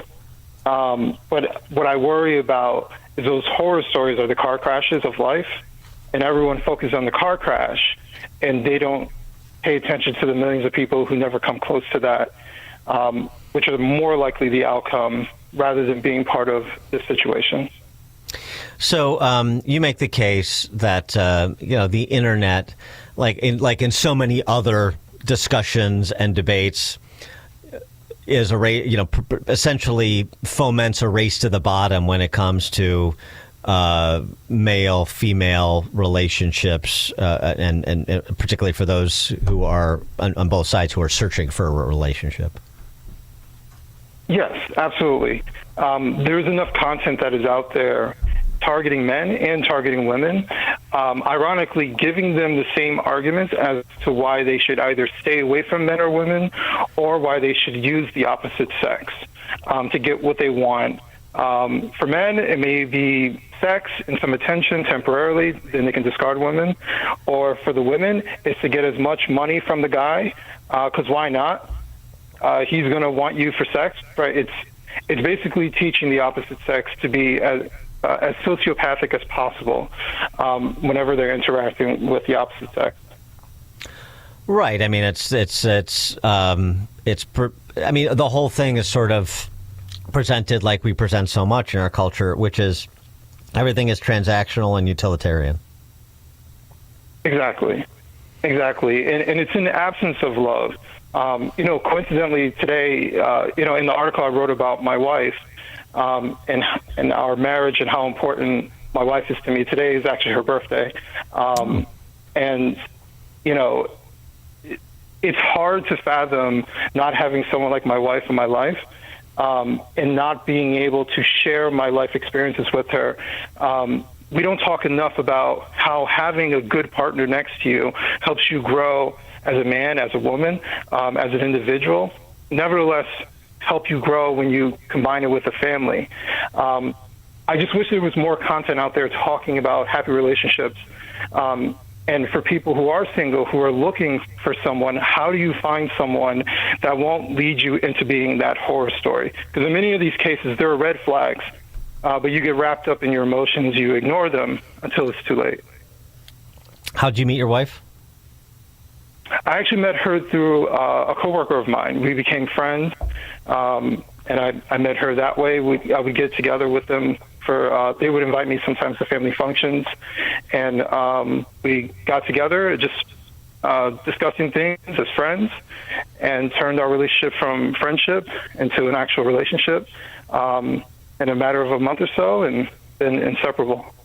Yeah, I don't really know the date on this because I'm not that terribly interested, but I guess I should be for the nature, for the purpose of these topics. But do you have perspective on what's the best approach to meeting someone for those interested, whether it's through friends or, friends and family, setups, if you will, church shared values and institutional interests, as opposed to right swiping or left swiping, whatever it is you're supposed to do? Because of course the dating apps, I mean, they have success stories too. So I don't know, sort of through which avenue is the best chance for the best match, and I don't know if you have perspective on that. Yeah, I think sometimes the conversation is about success with dating, but I think the marker is, does it lead to marriage? Because unless we're talking about someone who just wants to hook up, we're not. We're having a conversation with people who want successful long-term relationships that turn into marriage. When I did kind of an anecdotal thing, just put it out there on a tweet some years ago and got some traction, and people were telling their stories. The vast majority of the people who are like, yeah, I've been married 15 years, happily married, 20 plus years, happily married, they all met the people, not all of them, but the vast majority of them met them in person. I want to say maybe 7 out of 10, 8 out of 10 of the people, their stories, because they talked about how they met each other. And that seemed to just be a common thread. Long-term happy relationship, they met in person. Even the short relationships, like my marriage is relatively short, under 10 years, but met in person. So my suggestion is increase your social circle. I know that we live very individualistic lives, very separated from each other, but I think it's important to actually build your social circle. Talk to people. Don't be afraid to say, hey, I'm looking for someone. You know anybody who's single? There's no shame in that, men or women. Just actually look around you. There are single people who are out there, and if you don't see them, someone knows someone, a friend of someone, and that increases your odds for a variety of reasons. Now, do you think any of the men that wrote in and talked about their successful marriages were doing so under duress, like their wife was making them do that by any chance? I mean, are you sure that they Not were? at all. Okay, I was kidding. But yeah, that's sort of my cynical attitude coming through. I try to be a silly heart, a romantic like yourself, but it's just very challenging for me. So, trying to get past the walls that I have erected around my fragile heart and all that business. Yeah. So you've been married close to 10 years, you said? Just under? No, I was saying under 10 years, which is, in my opinion, relatively short. We celebrated 4 years. Okay, 4 years. 6 years together. So what, I mean, obviously you wrote a very nice piece about your wife, and happy birthday to her today. But, what about the peaks and valleys, and what's your advice and counsel there, particularly for Gen Zers that are anxious about peaks and valleys, are anxious about the car crash stories, and importantly, and this sort of comes through a lot, I'm sure you're familiar with this, and it came through in that sort of dating difficulty state index, which is I can't get married until I'm financially secure, and the anxiety about having enough wherewithal in your own mind to take the plunge. Well, I would say the advice I would have before finding someone is whoever you're going to go towards, make sure you have a good friendship with them. I think sometimes we just look at it as a sexual relationship that turns into a long-term relationship that turns into marriage. But I was truly just trying to be friends with my wife, and then it turned into something romantic. And so the core of our relationship is we're friends. I like hanging out with her. She likes hanging out with me. We do things together because we enjoy each other's company. And when it comes to the valleys, when we have disagreement, when we have argument, there's no calling out of name. There's no disrespecting. Our goal is to resolve our issue because we're friends. And so our issues are very short term, and we talk about it. She speaks, I shut up. I speak, she shuts up. And then we're good, and we don't come back to it. So we're not out to win. It's not tit for tat. We truly want to resolve our issue because we want to get back to being friends. What are we doing tonight? Yeah, issue's over. So that would be my number one suggestion. Be friends with the person and truly like them. Don't just, we love people. We love our uncles who can't stand, right? You can love just about anybody. Exactly. But do you like being around this person? Yeah. Liking the person you're with, that's just crazy enough to work, I think. Adam Coleman, founder of Wrong Speak Publishing, author of The Children We Left Behind, How Western Culture Rationalizes Family Separation and Ignores the Pain of Child Neglect. Again, the book, The Children We Left Behind, the author, Adam Coleman. Adam, thanks for joining us. Appreciate it.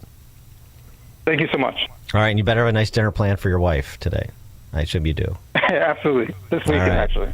All right, very good. Adam Coleman joined us on the Turnkey.Pro answer line. There's only one radio show in Chicago talking about today's biggest stories and telling you what they really mean. That show is this one, Chicago's Morning Answer on AM 560, The Answer.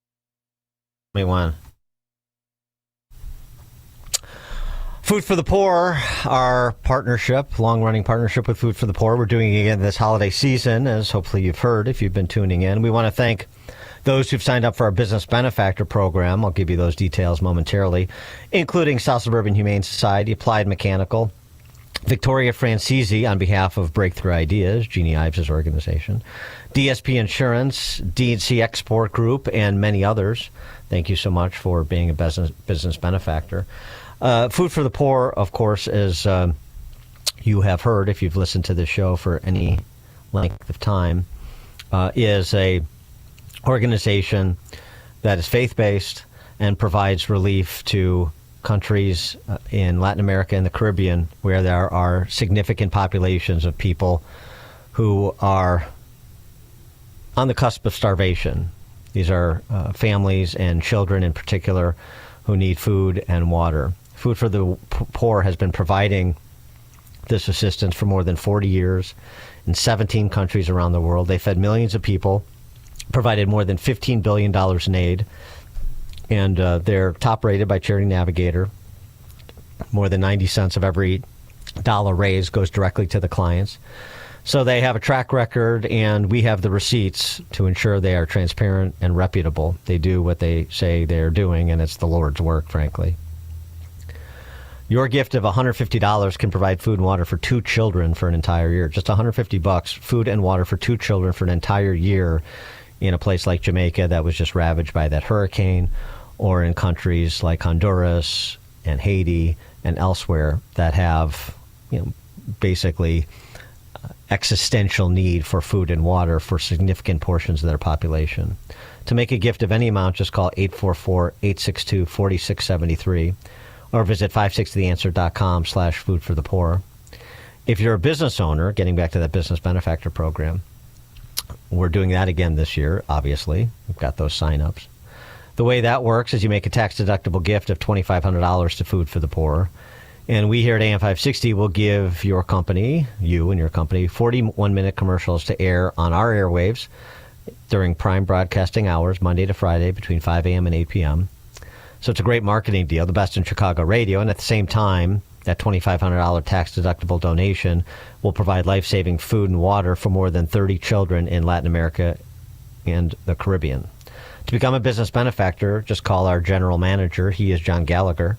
His number is 847-472-8950. Again, to join the Business Benefactor Program with those other enlightened businesses that I mentioned, call John at 847-472-8950. The biggest time of the year for stores is during the Christmas season. And if you deal in collector coins, the main source for inventory is from people like you. We want to have our showcases fully stocked before Christmas. Last Christmas, gold was the highest ever recorded in its 5,000-year run. We don't always know if precious metals will go up or down. We're saying that if you don't appreciate that collection Grandpa left, you may want to at least find out what you can get for it. Fox Valley Coins is the trusted place where people come to buy and sell their precious metals, rare coins, and paper money. We're especially interested in purchasing now through the first week of December. And we'll still be buying after we get back from the Christmas break, but we need to purchase now. Fox Valley Coins is located one light north of I-88 on Route 59 on the Naperville-Warrenville border. We'll be closed Christmas Eve through Monday, January 4th, celebrating Jesus' birth with family and for year-end inventory. Merry Christmas from Fox Valley Coins. Family-owned integrity since 1981. FoxValleyCoins.com. Why wait for Black Friday when you can save every day? We're extending Black Friday Plus at Hassellus Mattress on all Beautyrest, Beautyrest World Class, and Beautyrest Black mattresses. Now through Monday, get a Queen Beautyrest Elm Cove A mattress. Others sell it for $1,650, but our Black Friday Plus price is just $794, plus free adjustable base, plus free memory foam pillows, plus free next day delivery, and a great night's sleep.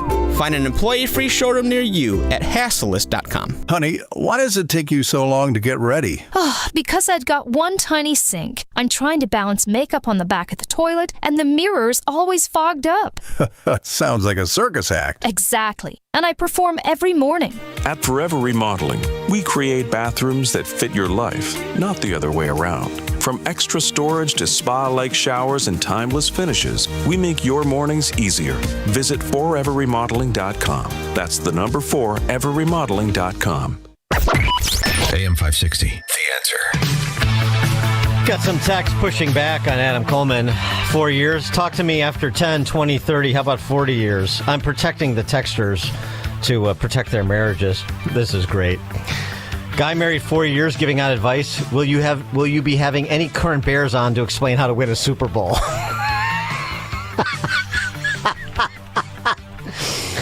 Oh, that's good. All right. It is now 7 o'clock in AM 560 WIND Chicago. A Navy admiral deployed to Capitol Hill. I'm Dave Anthony, Fox News, and lawmakers in House and Senate private briefings will ask Mitch Bradley about a controversial attack he ordered in September. In the ongoing operation off the Venezuelan coast that's blown up more than 20 boats suspected of illegal drug trafficking, killing dozens of alleged narco-terrorists. War Secretary Pete Hegseth says he saw that first strike live, but was not informed of the follow-on strike until hours later that killed the initial 2 survivors. The New York Times reports Hegseth and the Pentagon had planned for this contingency. Quote, the military would attempt to rescue survivors who appeared to be helpless, shipwrecked, or out of what the administration considers a fight. But it would try again to kill them if they took what the United States deemed to be a hostile action. Fox's Lucas Tomlinson. While Secretary Hegseth is in the middle of that, an Inspector General's report comes out today on a controversy from months ago. The Signal group chat where Hegseth discussed military strikes on Houthi militants in Yemen. A Hegseth spokesperson says the report exonerates him that he did not break the law sharing classified information. But Fox's Jennifer Griffin reports that IG concluded Secretary Pete Hegseth, quote, created risk to operational security, and his actions, sharing operational details before the strike was complete on the commercially available app Signal, quote, could have resulted in failed U.S. mission objectives and potential harm to U.S. pilots. It's confirmed in Israel. Another dead hostage returned by Hamas. So Tisak Rintalak from Thailand was killed during the massacre by Hamas in southern Israel on October 7th, 2023. He was an agricultural worker employed at a kibbutz.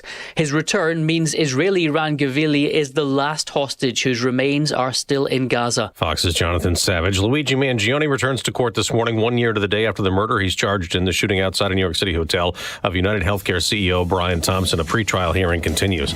America's listening to Fox News.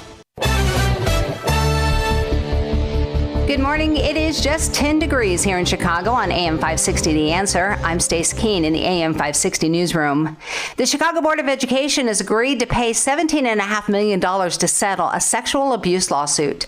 According to reports, the victim was coerced into a relationship with Brian Crowder, who was serving as the dean of her school at the time. The lawsuit stated employees at the school were aware of the relationship, yet they failed to report it to authorities. Crowder was sentenced to 22 years in prison. According to a statement, Chicago schools deny any wrongdoing. Cook County Sheriff's Department has released body cam footage showing the former Robbins acting police chief assaulting a man who came to the station to file a complaint against him. Former acting chief Carl Scott resigned from his position shortly after the incident. He pleaded guilty to battery charges and was placed on probation. Scott has also had his law enforcement certification revoked, meaning he can no longer serve as a police officer. Another Democrat has jumped into the race to replace outgoing Illinois Democratic Congressman Chuy Garcia. Jeff Manasso has more. Democrat activist Myra Macias launching a campaign as an independent to fill retiring Rep. Chuy Garcia's Chicago area House seat after Garcia angered some fellow Democrats by timing his move to clear the path for his chief of staff, Patty Garcia, no relation, to become the Democrat nominee. Macias saying she's eager to engage voters to let them know that they'll they'll have a choice next fall. Jeff Monosso, Fox News. And Cook County Treasurer Maria Pappas says property owners needing more time to pay their taxes can request a payment plan. Starting December 16th, property owners can access an online tax payment calculator. You'll find that at cookcountytreasurer.com. This report is a service of almostfreeteeth.com. Big savings on full mouth dental implants are here at almostfreeteeth.com. Medical insurance can make what used to cost a fortune surprisingly affordable. Don't wait. Take the 60-second quiz to see if you qualify at almostfreeteeth.com. A check of the roads is coming up in 2 minutes on AM 560, The Answer. Would you like to have your mortgage or rent paid for all of 2026? That sounds like a Christmas miracle, doesn't it? This is what Christmas is all about. Yeah, well, that's exactly what AM 560 The Answer wants to do for you. Go to 560theanswer.com/miracle to enter our Christmas Mortgage Miracle Contest. Enter once per day, every day, between now and December 20th. You could have your rent or mortgage paid for all of next year. It's a Christmas miracle. Nice. Go to 560theanswer.com/miracle. I can't believe how much better Dad's doing since we brought on Senior Helpers of Naperville Southwest. I know. He's more engaged, more himself. It makes such a difference having him right here at home. Around the photos, his old record player, his favorite recliner, all the little things he knows. That familiarity really matters with dementia. And their caregivers, they're just incredible. They treat him with so much patience and respect. Plus, they helped us tap into a Medicare program that offers 80 hours of respite care for Alzheimer's and dementia. We're not worried anymore, and Dad gets to stay where he's happiest, at home. Trust the caregivers at Senior Helpers of Naperville Southwest. Serving Cook, DuPage, Kane, Kendall, and Will counties. They have no hourly minimums, and you can call them 24/7 at 331-281-0728.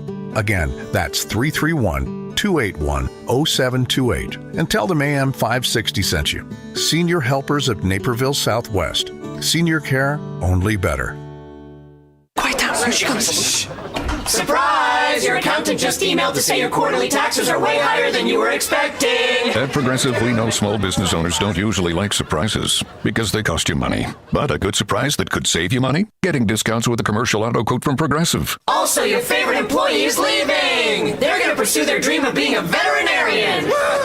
Surprise yourself. See if you can save in as little as 8 minutes at ProgressiveCommercial.com. Progressive Casualty Insurance Company and Affiliates. Discounts not available in all states or situations. This is the time of the year most of us are checking off our holiday gift list. Identity thieves have lists too, and your personal information might be on that list. Protect your identity with LifeLock. LifeLock monitors hundreds of millions of data points every single second and alerts you to the threats you could miss yourself. If your identity is stolen, your own U.S.-based restoration specialist is going to work to fix it, guaranteed, or your money back. Make this season about joy, not identity theft, with LifeLock. Save up to 40% off your first year at LifeLock.com with the promo code BECK. Terms apply. Ready for some holiday magic? Pack up the family and cruise over to Go-Bert's Farm in Pingree Grove, where 2 incredible Christmas light shows are waiting to light up your night. First up, the Go-Bert's Christmas Drive-Thru Light Show. We're talking millions of lights synchronized to music that'll have you cranking up the volume. Picture this: dancing penguins getting their groove on, snowflakes cascading all around you, reindeer galloping through enchanted fields, plus a dazzling tunnel of lights that's pure Christmas magic. But wait, there's more. The legendary Larson Christmas Light Show, the one everyone's been raving about from Campton Hills, is now right here on the Go-Bert's property. 30 minutes of jaw-dropping lights, spectacular special effects, and surprise character visits that'll make the kids lose their minds with excitement. Here's the best part. You can experience both shows in one epic night. Perfect for families, couples, or even your company party bus. Because yes, limos and party buses are totally welcome. Per vehicle pricing keeps it affordable, but grab your tickets online now because these shows are selling fast. Visit GoBerts.com for tickets, times, and all the details. Go-Bert's Farm, where Christmas dreams come to life. Taking a look at the roads from the Team Hochberg Traffic Center, I'm Sue Aller. Slow on the Kennedy inbound from O'Hare to the Byrne Interchange, 28 minutes, outbound is 29. Now the Kennedy Express lanes inbound completely jammed between Chicago Avenue and the Ohio Street feeder. We are stop and go on the Reagan Memorial, eastbound as you approach the Tri-State. And the Eisenhower slows down inbound from Wolf to the Old Post Office, 28 minutes, outbound is 20. The Stevenson is 30 minutes inbound from the Tri-State to Lakeshore, outbound is 17. The Dan Ryan slows down from 95th to the Burn Interchange, 20 minutes. Outbound looks good at 12. A new crash on 55 northbound at Weber Road takes down 2 left lanes. This report is a service of Fox Valley Coins. No waiting, no problems, no charge for in-store verbal appraisals. Bring your gold or silver in today. FoxValleyCoins.com. Chicago's Morning Answer continues next, but now a check of your forecast from the National Weather Service. Today will be frigid with abundant sunshine, reaching a high of 17. Tonight, expect breezy conditions in the evening. Otherwise, it will be clear to partly cloudy and very cold, with temperatures dropping to a low of 8, approaching the record low of 4 set in 2005. I'm meteorologist Jason Caterina on AM 560, The Answer. Get the latest weather, traffic, and news updates online at 560theanswer.com. Now, from the Signature Bank Studios, this is Chicago's Morning Answer with Dan Proft on AM 560, The Answer.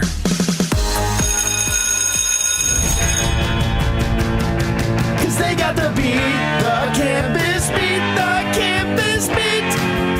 Yeah, the campus beat. Top of the morning, Dan Proft. We mentioned this in passing last week, but I want to dig into this a little bit more, given our next guest, Rick Hess.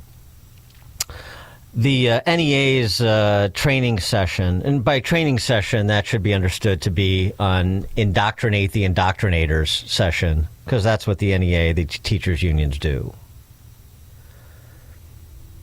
And I know there's Supreme Court jurisprudence that allows parents to opt out of these identitarian indoctrination modules that are present in the curricula in most government school systems in the country. And by the way, even with Trump in the White House, they have not gone away. Don't stop paying attention. They don't just throw up their hands. We lost a national election, so we're just going to give up and walk away from our command control of government schooling and most of the 50 million children in K through 12 in this country. That's not what they're going to do. They got to keep the money flowing at minimum, not to mention their political ideologues. So they're always looking to advance that flag. They've done a great job of destroying K through 12 education in this country as the testing data evidence continues to mount. The latest example, Defending Education was able to obtain some pre-attendance and participant materials for the NEA's Indoctrinate the Indoctrinators session. Advancing LGBTQ plus justice is one. The pre-attendance materials, this report from Huawei Chin over at City Journal.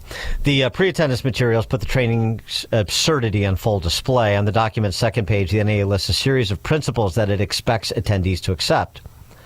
Among them are listening for understanding, being gracious, staying engaged, and saying, I tell your truth.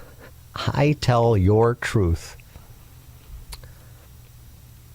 The author asks if this is a program for adults or kindergartners. It's a program for adults to behave and treat others like kindergartners. Perpetual adolescence. Isn't that the goal of one of the goals of K through 12 education? Much easier to manipulate people. Then on the 7 pages that follow, the NEA recounts key terms about sexual orientation, gender identity, and gender expression. The list begins with agender and ends with two-spirit. Yeah, I mean, LGBTQIA, does not nearly encompass the full panoply of gender expressions and identities, as we all know, of course. All of this is before one gets to the 56-page participant handout, which features pronoun use instructions and oppression flowcharts. My favorite kind of flowchart. I've got a copy of these packages. They're really something, just in terms of the table of contents, as so indicated here. It's basically the kind of things that we have become accustomed to, both on the advocacy side as well as on the gaslighting side. Censorship of books, if you don't want pornography included in the classroom or the school library of your kid's grammar school, then you're some sort of Orwellian censor. That's the largest teachers union in the country. You say, well, that's just for participants. And how many of the nation's hundreds of thousands of teachers go to these NEA conferences? That represents a small sliver of the teaching corps. Does it? Yes, maybe a small sliver will physically attend, will consume the materials, but they're bringing it back. And who do you think is attending these conferences? The rank and file or those in leadership positions within these government school systems? For more on this and related matters, including what's happening with the Department of Education at the federal level, per those pre-Thanksgiving announcements about some reorganization, Rick Hess is the Director of Education Policy Studies at the American Enterprise Institute. He's also the author of Letters to a Young Education Reformer. Rick, thanks for joining us again. Appreciate it. Hey, pleasure to be with you. So, if you can, twin the focus of the NEA's most recent Train the Trainer, Indoctrinate the Indoctrinator, whichever you prefer, session with what we saw from the University of California, San Diego colleges in terms of the math preparedness of college freshmen, for example. Sure. So, what we saw at the University of California, San Diego, was they dropped the admissions testing as part of the attack on objective measures of knowledge during the pandemic. One of the consequences, combined with the fact that they want to accept students based on grade in an era of massive grade inflation, is that it turns out huge numbers of students at this elite university can't do second and third grade level mathematics problems. People were shocked, but perhaps they shouldn't be, because as you point out with the NEA, part of what we have seen, especially over the last 5-10 years, is not so much with your day-to-day classroom teacher. I mean, one of the reassuring things potentially is that when you survey classroom teachers, they look a lot like America. 30 to 40% identify as Republican. They tend to be frustrated with the lack of discipline, with some of these silly policies. But the elites, the union leadership, the professors of education, the trainers and consultants, certainly many of the leaders, say, at the U.S. Department of Education under President Biden, have embraced a whole bunch of these tropes in which knowledge is optional, in which expectations are bigotry, and what schools are really here to do is create some kind of vacuous notion of social justice-informed empathy, and that has had just devastating consequences, especially for the kids who are not already getting the blocking and tackling at home from their parents. Well, here's the thing about that 30 to 40% that identify like as center-right within the rank-and-file teachers. Does it end up mattering that much? I mean, I guess it matters to some extent in their classroom, but it seems to me, if you think about this from a system perspective, that's like saying 40% of voters in Connecticut vote Republican. Well, the result is they have zero Republican members of the congressional delegation and zero control of anything. So it's nice that they exist, but they're not like sort of a majoritarian rule with minority rights. They're a majoritarian rule that just steamrolls the minority. And in some ways, it's worse than that. One of the things, one of the frustrating things is, especially when this stuff got at its craziest pitch, say from 2020 to 2022, I would hear from scores of frustrated teachers who were being forced to sit through these re-education trainings, who, when they would ask questions about some of the nonsense in the 1619 Project or in some of the dubious historical tracts written by the Ibram Kendis and the Robin DiAngelos, they would be shamed by the consultants and the trainers. They would be told that their questions reflected their white supremacist biases, that schools needed to be places where, people like them challenge themselves. If you're on the right side, you didn't need to challenge yourself, I guess. But if you were a conservative teacher, obviously you needed to look in the mirror and ask yourself hard questions. So one of the things that's problematic is it's not only that they are not an effective check on some of the really toxic stuff that's been pushed by, from the progressive heights and schools of education and the unions, but these people are ridiculed and shamed and turned in and essentially hung in effigy to make the point that they are wrong thinkers. So, over the course of the last couple of years, particularly and even the last year since Trump's victory, I've noticed how much more muted are appeals to, Robin, you mentioned Robin DiAngelo, white fragility, or Ibram Kendi's How to Be an Anti-Racist, and critical race theory and gender identity, all the stuff that was where they were out and proud when they had the run of the place under Biden. And it's certainly more muted now. But my sense is that, and sort of this NEA propaganda speaks to it, that all they've done is quiet down a little bit and go underground while the battle has been joined under this administration, and most notably at the collegiate level. But nothing substantial has changed in terms of what's really going on in terms of the culture within these institutions and the curriculum they're pushing. I think that's more pessimistic than I would go. Okay. I think you're right. So you're right that it's absolutely still there, that some of this is about scrubbing websites, about trying to stay under the radar.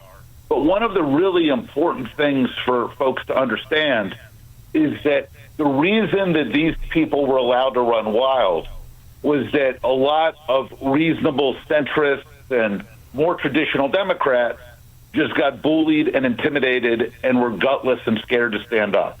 You especially saw this in higher ed, where the crazies are maybe 10 to 20% of the faculty at a lot of these universities, but nobody wanted to be called a racist or be seen as standing in the way of social justice. So you would get more reasonable people who would just hunker down. And one of the things that has really changed, that the Trump administration deserves enormous credit for, that so much of the really effective pushback from conservative and advocate groups like Moms for Liberty, is that they have changed the calculus so that a lot of these centrists can say, well, I never really believed that stuff. And what that's done is it means the crazy is still there, but they're not getting the fat consulting contracts. They're not getting as much prominent placement, and they're finding it tougher going. The changes to the Department of Education, the devolution of programs away from the Department of Education and to other agencies. You wrote a nice drill down on this in terms of the announcements that were sort of muted because they occurred right before the holiday and so forth. But people trying to decide if this is slow walking the elimination of the Department of Education, which of course would require congressional approval, probably something that Trump can't get done right now, but he can start to winnow the agency within the powers that he has as the executive, and he seems to be doing that. Your assessment of that winnowing and the implications as it pertains to K through 12 in the country? Yeah, sure. So with the U.S. Department of Education, I suspect your listeners know, it doesn't employ any educators. It doesn't run any schools. What it does is it writes checks and writes rules based with money that Congress has given it. Over the first 10 months of this year, the Trump administration cut the department roughly in half, from about 4,000 employees to about 2,000. And what they have done most recently, just before Thanksgiving, is they took significant chunks of the department and they have created agreements with other federal agencies this is not something new. This gets done routinely, in which they have moved big chunks of the department over to the Department of Labor, Department of Interior, and so forth. It doesn't get rid of these federal programs at all. All of the money is still going out the door. All of the same rules apply, but it has tremendously hollowed out the department. This is really significant in its own right. If you think about the games the department played with the teacher unions during the school shutdowns, or the efforts to, quote unquote, forgive student loans, or with the Title IX gender warfare, right now the department is fundamentally declawed and wouldn't be able to do those things in the same way. Whether the movement of these programs to these other agencies turns out to make a big difference in terms of reducing the Washington's footprint is an open question. For instance, the Department of Labor, where a lot of this is going, is a famously union-dominated shop. The head of the Department of Labor is hostile to school choice and to charter schools. So moving these programs over there is an opportunity to shrink the Department of Ed and can certainly lead to some good things, but nothing is guaranteed. So some of the hysteria created initially when some moves were being made, including the reduction of the headcount of Department of Education, was he's going to cut IDEA funding to special education students in the country and so on and so forth. That my understanding, correct me if I'm wrong, that didn't happen. Some of that got moved around, but IDEA is still funded as it was previously.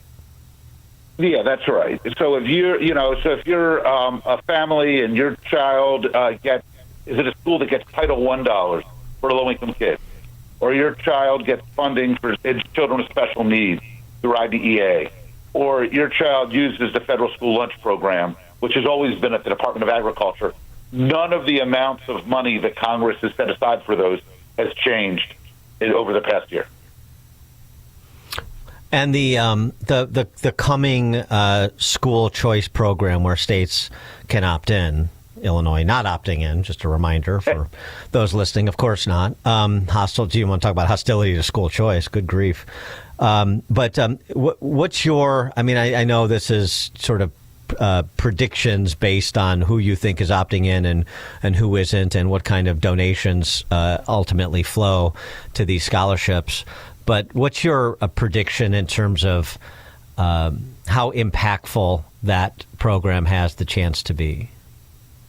So this is this new federal scholarship tax credit, which was part of what they call the One Big Beautiful Bill. What it did was it said that taxpayers who want to support the right of families to exercise school choice can write a check of up to $1,700 to give to a scholarship program that will give scholarships to help kids attend the school of their choice. And you can write off every dollar of that $1,700 against your federal taxes. So you pay no more money, even though you're making this big contribution. Depending on how many taxpayers wind up opting in, you can get some really big numbers.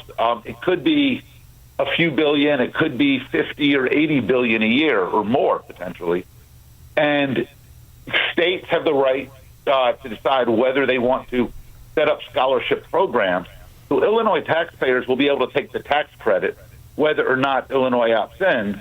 But if Illinois does not opt in, they can write checks to programs that will let kids go to school in other states. This is a chance to make a huge difference, which is why even somebody who's historically been skeptical of private school choice, like former Obama Secretary of Education Arne Duncan, former superintendent of Chicago, actually came out in support of this.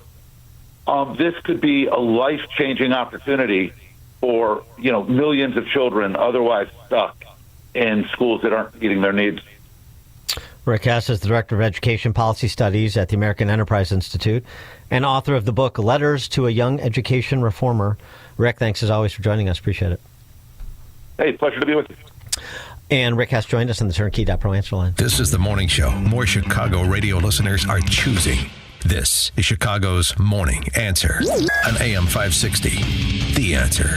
Everyone is watching major movements ripple through the markets these days, sparked by new policy shifts out of Washington and activity from the Federal Reserve. Americans have faced uncertainty before, and every time we've found our footing again. The real secret to long-term financial peace is simple. Keep your eyes on the horizon and understand the fundamentals that drive real stability. That's exactly why Advantage Gold is inviting you to call 800-741-GOLD right now. We'll send you a free Gold IRA rollover kit, along with a complimentary copy of economist Ken Rogoff's insightful book, Our Dollar, Your Problem. Inside, you'll learn how to defend your retirement savings against inflation, market swings, and reckless fiscal policies, with tangible assets like precious metals that have preserved wealth for centuries. It's no wonder Advantage Gold has been America's #1 gold company for the past decade. Take a smart step toward protecting what you've earned. Call 800-741-GOLD. That's 800-741-4653. Consult your financial advisor before investing. Call 800-741-GOLD.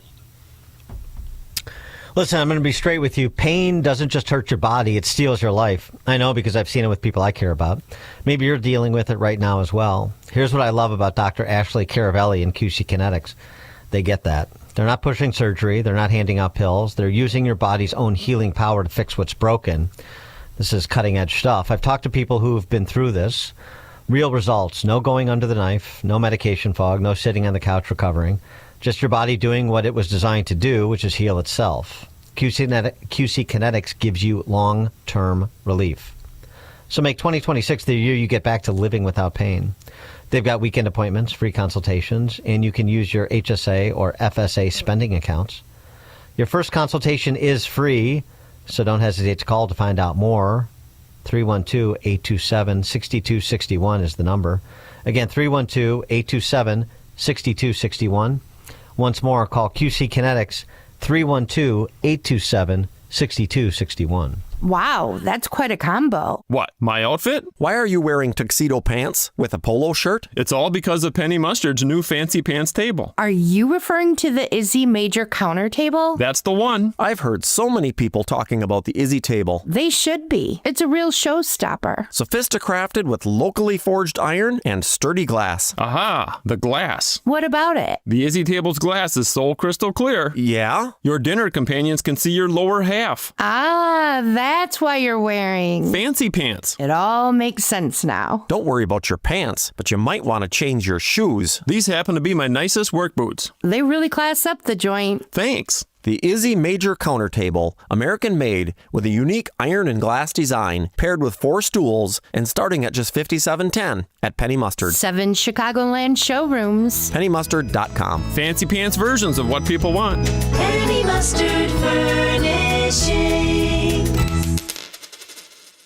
Dan Proft here to tell you about an opportunity for you to promote your business and to make a difference this Christmas season. I'm talking about our Food for the Poor Business Benefactor Program. We've partnered with Food for the Poor to provide life-saving food and water for thousands of children and their families in Latin America and the Caribbean. Your business can be a part of this effort. Become a Food for the Poor business benefactor by making a $2,500 tax-deductible donation to Food for the Poor. That donation will help more than 30 children for an entire year. And when you do that, AM 560 will give you 40 one-minute commercials to air here on AM 560 The Answer between 5 a.m. and 8 p.m. Monday through Friday at no additional cost to you. To take advantage of this deal, just call John Gallagher at 847-472-8950. Again, that's 847-472-8950. One more time, the number, 847-472-8950. Or go to 560theanswer.com/food for the poor. That website again, 560theanswer.com/food for the poor. AM 560, The Answer.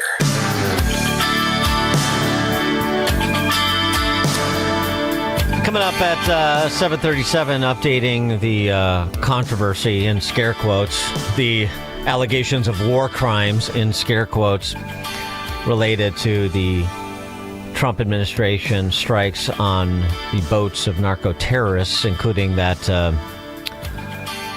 early September strike that has been all the discussion. There's some new information about said strike and controversy. We'll tackle that at 7:37. Now we check the headlines. Good morning. It is 10 degrees here in Chicago on AM 560, The Answer. I'm Stace Keene in the AM 560 newsroom. A woman was killed on Chicago's South Side yesterday morning after she was struck by a CTA bus. According to reports, witnesses attempted to alert the driver of the number 26 bus that the woman was knocking on the doors trying to get in.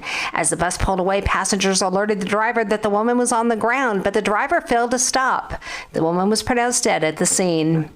Weather has once again caused a ground stop at Chicago's O'Hare International Airport. Federal Aviation Administration halted flights for about an hour last night due to icy conditions in the area. And Rosemont police say they have found no evidence that actress Tara Reid's drink was spiked with drugs. Reid had filed a police report last month alleging her drink was tampered with while she stepped away. Police say surveillance video at the hotel bar failed to show anyone tampering with the actress's beverage. This report is a service of AlmostFreeTeeth.com. Big savings on full-mouth dental implants are here at AlmostFreeTeeth.com. Medical insurance can make what used to cost a fortune surprisingly affordable. Don't wait. Take the 60-second quiz to see if you qualify at AlmostFreeTeeth.com. A check of the roads is coming up in 2 minutes on AM 560, The Answer. Larry Elder explains what Obamacare is all about. If you like your doctor, you can keep your doctor. False. If you like your health care plan, you can keep your health care plan. False. It'll save the average family $2,500 a year in premiums. False. It'll bend the cost curve down. False. It'll lower the use of ER rooms. False. It was supposed to solve the problem. It's gotten worse. The Larry Elder Show. Weeknights at 8, right before Sean Hannity at 10 on AM 560. The Answer. Business owners, now's the time for your business to make the move to a locally owned business bank. Hi, Mike Gallagher here to let you know that you don't have to look far. Signature Bank was founded in Chicago with a simple mission to help companies like yours grow, succeed, and thrive. Their decisions are made locally by a terrific team that knows your name, cares about your business, and invests in your success. That's why Signature Bank is my bank. I'm a customer. As business owners, they knew that local family-owned businesses were not getting the help they needed or deserved. So I invite you to reach out to my friends at Signature Bank today. Write the number down. Remember this phone number, Signature Bank, 773-467-5630, and learn all about this great bank, 773-467-5630, or visit them online at signaturebank.bank. That's signaturebank.bank. Signature Bank makes commercial banking personal. Member FDIC, equal housing lender. Making the switch to a new communications and IT company may seem like a big ordeal, but if you're not getting the reliable support, consistent internet, and secure solutions your company needs, meet Access One, your local Chicagoland IT experts.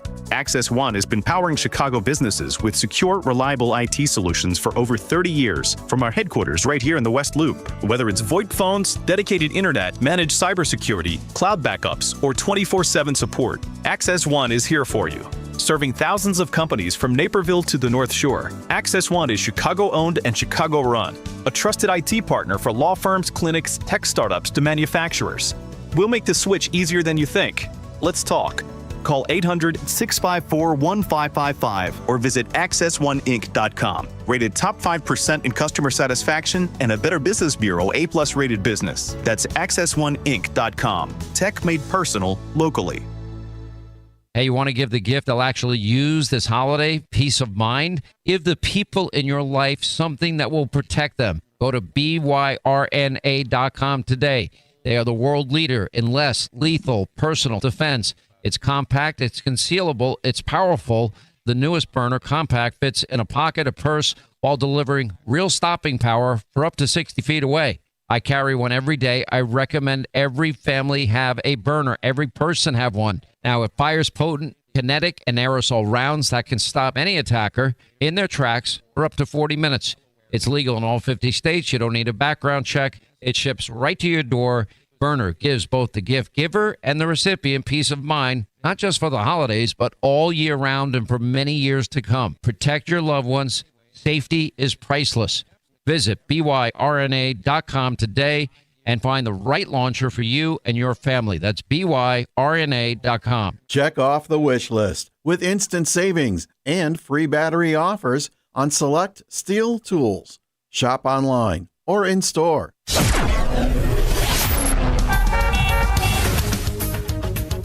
Taking a look at the roads from the Team Hochberg Traffic Center, I'm Sue Aller. Just 17 minutes both ways on the Eden from Lake Cook to Montrose. The Kennedy inbound from O'Hare to the Burn Interchange, 36 minutes. Outbound is 39. The express lanes are completely jammed as you head into the Ohio Street feeder. Stop and go on the Reagan Memorial eastbound into the Tri-State, and the northbound Tri-State slows down as you head towards the Eisenhower. 34 minutes on the inbound Eisenhower from Wolf to the Old Post Office. Outbound is 22. Inbound Stevenson from the Tri-State to Lakeshore is 37 minutes. Outbound is 17. The Dan Ryan from 95th to the Burn Interchange, 22 minutes. Outbound is 12. This report is a service of Macy's Backstage. Macy's Backstage is a whole department inside your Macy's store where you can find so many holiday essentials, all for under $25. With new arrivals every day, you never know what amazing deals you'll find. Don't wait. Find a location at Macy'sBackstage.com. Chicago's Morning Answer continues next, but now a check of your forecast from the National Weather Service. Today will be frigid with abundant sunshine and a high of 17. Tonight, expect breezy conditions in the evening. Otherwise, it will be clear to partly cloudy and very cold with the temperature dropping to a low of 8. This is close to the record low of 4 set in 2005. I'm meteorologist Jason Caterina on AM 560, The Answer. Get the latest weather, traffic, and news updates online at 560theanswer.com.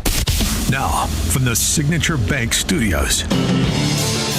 Only the biggest stories, only the biggest guests, and only the biggest opinions. This is AM 560, The Answer.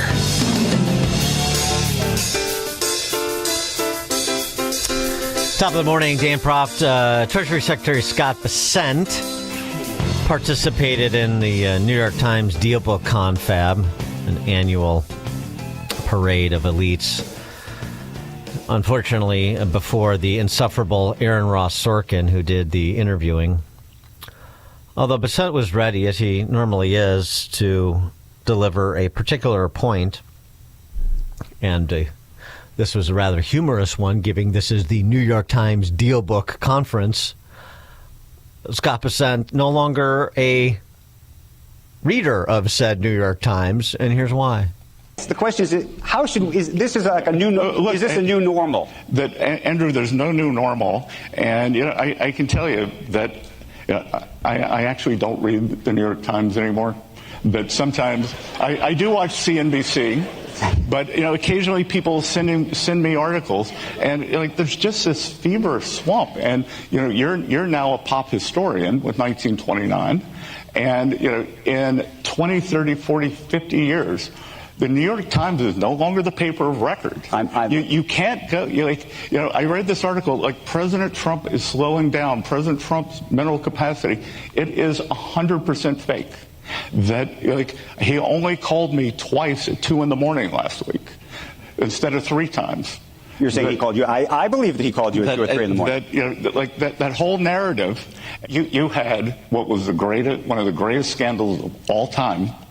That the coverage of the Biden administration, Joe Biden's diminished capacity, and the cover-up. And that's why it's probably fair to raise these questions. Where was the New York Times? We just had a 3-hour cabinet meeting yesterday, Andrew. For 10 months, the Biden administration did not have a cabinet meeting. How are you going to invoke the 25th Amendment if the cabinet secretaries never see the president, which they didn't? That I hear from people in the Treasury building that I see President Trump more in a day than my predecessor saw Joe Biden in half a year. Yeah, I mean this idea of questioning Trump's mental acuity and saying, we learned our lesson and that's why we're doing it. As best practices, right? We're properly chastened, hardly. And Scott Bessent reads right through that flimflammery as offered by Aaron Ross Sorkin. But it speaks to this larger understanding of the D.C. press corps. It's not just the New York Times, of course. And it's been on display with respect to the issue of the strikes that have been ordered against narco-terrorist boats in international waters. As Eugene Konorovich opined, George Mason University law professor, Eugene Konorovich, friend of the show. The U.S. military and Pete Hegseth at its head is getting the Israel treatment. War crimes accusations based on selective or pseudo quotes, second guessing of targeting choices with zero context, and mistaking the ugliness of conflict for illegality. The quote-unquote Gaza genocide smear campaign worked so well, of course it would be trotted out against American servicemen. And that's what's been happening this week with respect to both Hegseth, that actually got some correction. Not complete, but some correction. Misreporting by the Washington Post got some correction from the New York Times, trying to burnish his credentials as a legitimate outlet. And by extension, Admiral Mitch Bradley, who presided over the strike in question where there was a second missile strike. That was the discussion at the cabinet meeting, is the discussion in the Oval Office yesterday. And there's some new reporting on that. But the New York Times, which we'll get to, but the New York Times, the idea that the Washington Post said Pete Hegseth gave the order, kill everyone, like Gary Oldman in The Professional, as I said yesterday. No, that didn't happen. According to 5 U.S. officials who spoke on the condition of anonymity, Hegseth, ahead of the September 2nd attack, ordered a strike that would kill the people on the boat and destroy the vessel and its purported cargo of drugs, but they did not specifically address what should happen if a first missile turned out to not fully accomplish all of those things. They went on to report, though, that Admiral Bradley, Mitch Bradley, ordered the initial missile strike and then several follow-up strikes that killed the initial survivors and sank the disabled boat. As the operation unfolded, they said Hegseth did not give any further orders to him. Initial missile strike and then several follow-up strikes that killed the initial survivors and sank the initial survivors. So this is where the left was, and some on the right, ostensibly, were suggesting that this was a violation of the laws of war, the strike to kill survivors because they survived. But that's not what actually happened. As we understand from ABC News, of all places. And people say, well, Dan, how can you believe, you say, oh, the New York Times is illegitimate and ABC News and so on and so forth. Well, and so you believe them here and you don't believe them there. I go where the evidence is. And these are news organizations making statements adverse to interests, just like would be permitted in a criminal trial. Statements against interests. And the evidence is the evidence. And remember, one of the things these outlets need to do to maintain any semblance of legitimacy is occasionally tell the truth. See, we can point to stories we did that were against our interests, they don't put it that way, of trying to undermine the Trump administration. We're legitimate. We're even-handed arbiters. They're not, but it doesn't mean they're always wrong. Just as if some leftist said the sun sets in the west, I would agree with them, the sun sets in the west. But that's not what they do on a normal basis. It's tell the truth. They occasionally tell the truth for the purpose of being able to propagandize most of the time. It's not that complicated a ruse. Anyway, Martha Raddatz reporting on that second strike that people like Brotherly Love Spice, Ilhan Omar, are running around suggesting was a war crime. And tonight, new information. According to a source familiar with the incident, the two survivors climbed back onto the boat after the initial strike. They were believed to be potentially in communication with others and salvaging some of the drugs. Because of that, it was determined they were still in the fight and valid targets. A JAG officer was also giving legal advice. So again, David, that video will be key, and Admiral Bradley will be on the Hill tomorrow behind closed doors. And he is today giving a classified briefing to senators, as was reported this morning. That's much different than how it's been presented, though, isn't it? And this is what Hegseth was talking about at the cabinet meeting per the second strike and this fog of war business that he explained. I did not personally see survivors, but I stand, because the thing was on fire. It was exploded and fire and smoke. You can't see anything. You got digital. This is called the fog of war. This is what you in the press don't understand. You sit in your air-conditioned offices or up on Capitol Hill and you nitpick and you plant fake stories in the Washington Post about kill everybody, phrases on anonymous sources not based in anything. not based in any truth at all. And then you want to throw out really irresponsible terms about American heroes, about the judgment that they made. I wrote a whole book on this topic because of what politicians and the press does to warfighters. President Trump has empowered commanders to do what is necessary, which is dark and difficult things in the dead of night on behalf of the American people. We support them, and we will stop the poisoning of the American people. 312-642-5600, turnkey.pro answer line and text line. The larger question, though, is where is this going? Because Trump continues to make reference to moving from strikes on the water to strikes on the land. And there's also reporting that suggests that that friendly conversation he had with Venezuelan dictator Nicolas Maduro wasn't that friendly. You have a week to get out. And yesterday in the Oval Office, he intimated the same thing he indicated in the cabinet meeting, which is that strikes on land could be imminent. And that, of course, in my view, it would be necessary and judicious to seek congressional approval if there are going to be operations to depose Maduro in Venezuela. But this is what Trump had to say on the boat strikes when questioned yesterday. If you look at our numbers, the drugs coming in through sea are down 91%. I'm surprised there's 9%. You want to? I don't know who's doing the 9%, but it's down 91, and we're going to start very soon on land, and I'm sure you're thrilled to hear that.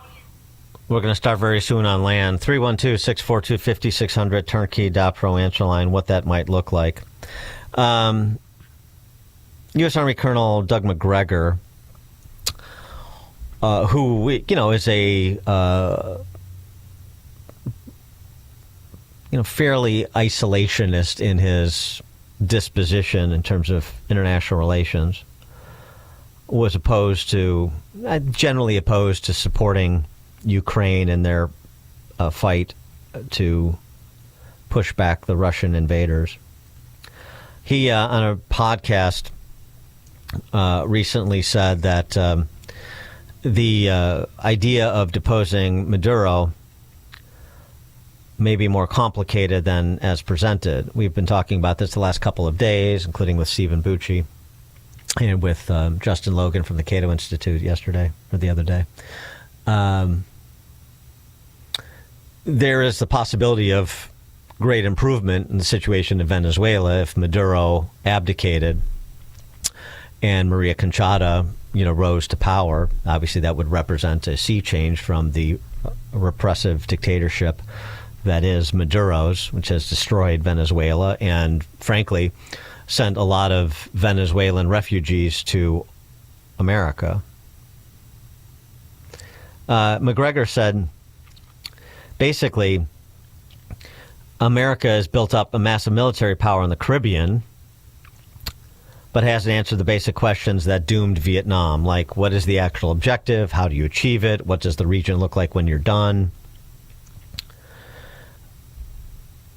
He says Venezuela is, basically the size of France, Germany, and Austria combined, and has difficult terrain and 30 million people.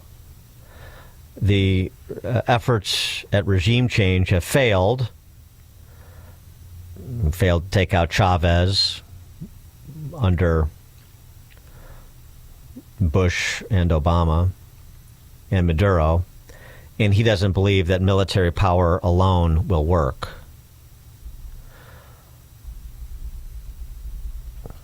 So, these are some questions that need some answers publicly, I think, before any operation or privately in a classified setting, briefing members of Congress before any operation would be authorized, it seems to me.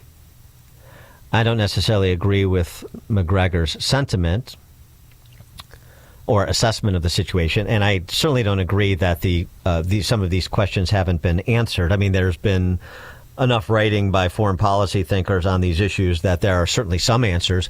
The question is, what are the answers that the Trump administration has adopted to those questions? Answers that they may have adopted internally, but have not expressed externally, both to members of Congress and to the larger public. So we'll see. But, one of the things that Jensen Huang, the CEO of NVIDIA, said on the Joe Rogan podcast recently is that part of Trump's genius is that, he speaks his mind authentically. What he communicates is what is truly on his mind. And I think that's right. And he has now communicated several times in the last week that we could move the strikes against narco traffickers from the sea to the land. Well, that's a big move. It's clearly on his mind, and there needs to be some detailed disclosures that provide some function or some form to the function that Trump is describing. So stay tuned. Dan Proft, Chicago's Morning Answer. This is Chicago's Morning Answer. I want Christmas. Just give me plain baby Jesus lying in a manger. Christmas. On AM 560, The Answer. Don't miss In Grace with Pastor Jim Scudder Jr. Now heard on Sunday mornings at 7:30. Tune in and find hope as Jim Scudder explores God's Word and His world each Sunday morning right here on AM 560, The Answer. This is Seth Leibson for townhall.com. There's a great debate today about what America First foreign policy means or should mean and what No More Forever Wars entails. Meanwhile, President Trump is showing a fluidity and flexibility in foreign policy in real time, all under the justifiable notion of keeping America and Americans safe. He did this in backing Israel against the world's worst terrorists who also had targeted and killed vast numbers of Americans, including attempts to kill President Trump himself. He did this in taking out the nuclear capability of the leading state sponsor of such terrorism and threat. And he's now putting pressure on the Fidel Castro of Latin America, Nicolas Maduro, and his outlaw regime, which is also responsible for sending criminal gangs and illegal drugs into the United States. The Monroe Doctrine is not dead, and neither should be the Roosevelt corollary to it. What should end is Hezbollah's and China's involvement in Venezuela and Maduro's criminality. Donald Trump took an oath to protect and defend us. That's America and Americans first. I'm Seth Leibson. This just came over the transom. The FBI has made an arrest in its nearly 5-year-old investigation into who placed the pipe bombs in Washington on the eve of Jan 6, 2021. There is no details in terms of the person arrested other than it is a man. So we're waiting for more information on who has been arrested. That's going to be interesting. We'll provide those details as they become available. Is your business using Windows 10? Very soon, updates for your system will no longer be available. Yes, the clock is ticking on Windows 10. Microsoft will no longer provide free updates, technical support, and security fixes for Windows 10 and previous versions. So take action before your business is impacted. Turnkey is offering a free Windows readiness check. The assessment will analyze your network needs and prepare your business for Windows 11. Don't wait. If you're not ready, your system is vulnerable and could be hacked. All of your data could be lost. Could your business afford that? Visit turnkey.pro to sign up for your free assessment. Turnkey can help prepare you for the transition, ensuring a seamless move from Windows 10 to Windows 11. Ask about the free Windows readiness check today. Visit turnkey.pro before there's no support for Windows 10. Again, that's turnkey.pro.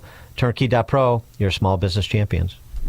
Do you owe $10,000 or more in credit card debt? Are high interest payments becoming too much to bear? Luckily, there's a way for consumers struggling with over $10,000 in credit card debt or personal loans to significantly reduce the amount they owe if they qualify. Qualifying for this debt relief program, which the credit card companies prefer to keep secret, will only require you to pay back a fraction of what you owe with one affordable monthly payment. You don't have to file bankruptcy or need a debt consolidation loan. Consumers can now take advantage of this financial debt relief during the current economic downturn and rising inflation. If you owe $10,000 or even $500,000 in credit card debt or personal loans, call the Debt Relief Advocates Helpline now for this free information and to see if you qualify. Call 800-524-8986. 800-524-8986. Again, that's 800-524-8986.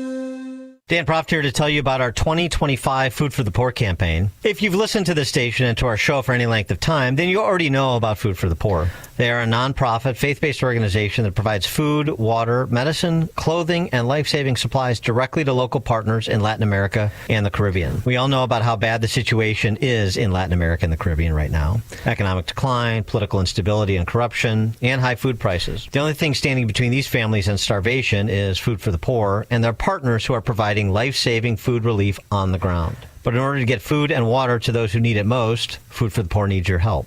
Your gift of just $150 can provide food and water for 2 children for an entire year. For a gift of $300, you can provide food and water for 4 children for an entire year.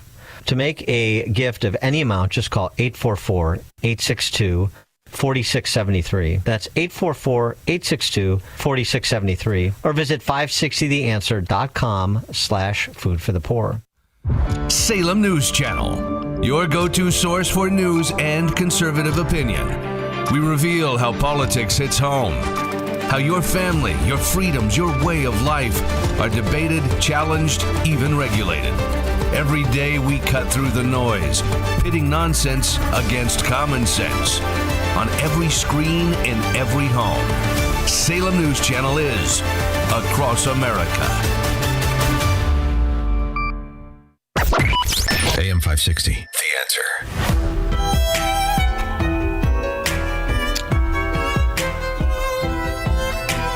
Coming up at 8:08, I want to return to the discussion of immigration law enforcement with operations forthcoming in New Orleans, in Minneapolis, it seems. In addition, update from Sean Duffy, Transportation Secretary, about fraudulent facilities providing commercial driving instruction, given the CDL problem we have, particularly in blue states. We'll do that at 8:08. It is now 8 o'clock on AM 560 WIND Chicago. This is a Fox News alert. An almost 5-year-long manhunt is over. I'm Dave Anthony. They found the man suspected of planting bombs in Washington the day before the infamous Capitol riot. The arrest was in Virginia. Federal law enforcement sources tell Fox they've captured the man they believe placed pipe bombs near both the Republican and Democratic National Committee headquarters in Washington, D.C. on the night of January 5th, 2021. The devices were found the next afternoon while people were storming the Capitol. They did not detonate. No one was hurt, but the FBI says they could have been lethal. All the public has seen of a suspect is grainy video of someone wearing a hoodie, gloves, and a face mask. That's Fox's Chris Foster. A Navy admiral who ordered a controversial attack goes to Capitol Hill next hour, facing a lot of questions about the operation off the Venezuela coast, blowing up boats, trafficking illegal drugs, killing dozens of so-called narco-terrorists. President Trump supports it. Whoever are piloting those boats, they're guilty of trying to kill people in our country. Admiral Mitch Bradley will do private briefings with House and Senate committees focused on a second bombing on one boat targeting those who survived the first one. The September 2nd strike was the first of more than 20 attacks on alleged drug smuggling boats over the past 3 months. War Secretary Pete Hegseth says he saw that first strike live, but was not informed of the follow-on strike until hours later that killed the initial 2 survivors. Fox's Lucas Tomlinson. Luigi Mangione will soon return to court in New York City a year to the day after the murder he's charged in the shooting of United Healthcare CEO Brian Thompson. As a pretrial hearing continues, earlier this week, Fox's CB Cotton reports Mangione's arrest in a Pennsylvania McDonald's days later was in focus. Body camera footage played in court showed the moment officers decided to detain Mangione and read him his Miranda rights about 20 minutes after he was first approached. More body camera footage played in court showed officers searching the backpack where prosecutors say a gun, a silencer, and a notebook of writings was found. Mangione's lawyers trying to get the evidence excluded at his trial, claiming it was obtained before he was read his rights. America's listening to Fox News. Good morning. It is just 11 degrees here in Chicago on AM 560 The Answer. I'm Stace Keene in the AM 560 newsroom. According to a statement, the Chicago School District says it has chosen to settle a sexual abuse lawsuit, but they're denying any wrongdoing. The $17.5 million settlement is said to be one of the largest sexual abuse settlements in Illinois history. The victim was a student at Little Village Lawndale High School when one of the deans reportedly coerced her into a sexual relationship, which lasted for years. The suit alleges school employees knew about the relationship, yet they failed to report it. Former Dean Brian Crowder was found guilty of sexually assaulting the victim, and he's been sentenced to 22 years in prison. The man accused of pushing a passenger onto a CTA track Monday has been ordered to stay in jail. 39-year-old Tommy Carter was in court yesterday where he repeatedly interrupted the presiding judge and prosecutors. Carter's been charged with 1 count of attempted murder and 3 counts aggravated battery to a police officer. Prosecutors say Carter pushed the victim onto the tracks after that victim turned Carter's request for money down. The male victim suffered fractures on both of his knees. Cook County Sheriff's Department has released body cam footage showing the former Robbins acting police chief assaulting a man who came to the station to file a complaint against him. Former acting chief Carl Scott resigned from his position shortly after that incident. He pleaded guilty to battery charges and was placed on probation. Scott has also had his law enforcement certification revoked, meaning he can no longer serve as a police officer. The U.S. Food and Drug Administration has issued a recall impacting bags of shredded cheese that were sold at popular grocery stores, including Aldi, Target, and Walmart. Ohio-based Great Lakes Cheese Company issued the recall saying more than 200,000 cases of cheese could contain metal fragments. A full list of the affected products can be found at FDA.gov. This report is a service of AlmostFreeTeeth.com. Big savings on full mouth dental implants are here at AlmostFreeTeeth.com. Medical insurance can make what used to cost a fortune surprisingly affordable. Don't wait. Take the 60-second quiz to see if you qualify at AlmostFreeTeeth.com. A check of the roads is coming up in 2 minutes, but time now for the AM 560 Business Beat, a service of Signature Bank. I'm Liz Clayman, and this is the Fox Business Report. Five Below shares are popping in pre-market trading. That's after the discount retailer posted third quarter results, which blew past Wall Street's estimates, thanks to strong comparable sales and continued expansion of its store footprint. The retailer also raised its full-year outlook. Also to the upside, Salesforce, after the customer relationship management operator boosted its full-year forecast. And cinema giant AMC says its CEO, Adam Aron, suffered a minor stroke during a November business trip to London and will continue his role, saying his only meaningful limitation was an initial slurring of his speech. Saying in a statement, Mr. Aron remains in full command at the helm of AMC and continues to perform his duties as chairman, chief executive officer, and president. That's your Fox Business Report. I'm Lillian Wu, invested in you. Hugh Hewitt breaks down the latest Epstein files. I've looked at the emails they released today. They do not do anything to implicate Donald Trump. In fact, they exonerate Donald Trump. There's no proof, but there were lawsuits, many lawsuits by many plaintiffs' lawyers that would have loved to have sued Donald Trump. There's no there. And they're talking about it because they don't have any ideas, and Obamacare is a complete and total failure. The Hugh Hewitt Show, afternoons at 2, right before Sean Thompson at 4 on AM 560. The Answer. If you or someone you love are getting high quotes for dental implants, visit AlmostFreeTeeth.com today. With a medical PPO insurance plan, it's possible to save 90% off on average to be able to smile again. Check if you qualify now at AlmostFreeTeeth.com. The following is not an actor, but a real-life story from Trinity Debt Management. My debt problem started probably about 2016. I needed my life to change financially. I called Trinity, and I ended up joining based on high credit card bills and high interest rate. And my counselor at Trinity has been great, and Trinity has been helping me to get on the right path of paying off these credit card bills, bringing down the interest rate. They have consolidated my bills into one low monthly payment. And now I am finally getting out of credit card debt.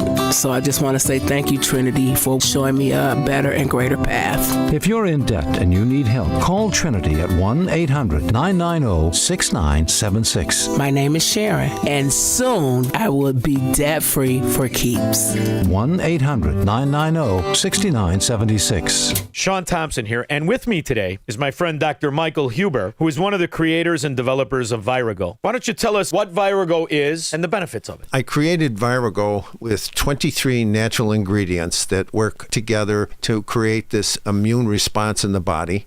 I created it to fight viruses. So you see the intended results, but for these other benefits, when did you start hearing of that? After 3-4 weeks, that all of a sudden their allergies are disappearing. People with congestive heart failure, which really amazed me. I had a vet that had been in a wheelchair for 3 years and couldn't walk, and his legs were swollen. In 3 months on Virago, he was able to walk again and get out of the wheelchair. It takes a couple of months. Your body has to repair itself. Well, that's absolutely fantastic. And now you can order a bottle at myvirago.com. Myvirago.com. Use coupon code IMMUNE to save 30%. Virago and Maha. Maha starts with Virago. Making America healthy again. Quiet down. Here she comes.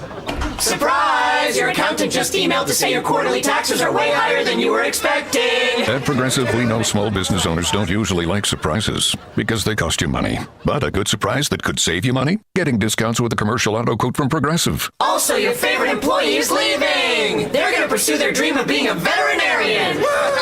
Surprise yourself. See if you can save in as little as 8 minutes at ProgressiveCommercial.com. Progressive Casualty Insurance Company and Affiliates. Discounts not available in all states or situations. This is the time of the year most of us are checking off our holiday gift list. Identity thieves have lists too, and your personal information might be on that list. Protect your identity with LifeLock. LifeLock monitors hundreds of millions of data points every single second and alerts you to the threats you could miss yourself. If your identity is stolen, your own U.S.-based restoration specialist is going to work to fix it, guaranteed, or your money back. Make this season about joy, not identity theft, with LifeLock. Save up to 40% off your first year at LifeLock.com with the promo code BECK. Terms apply.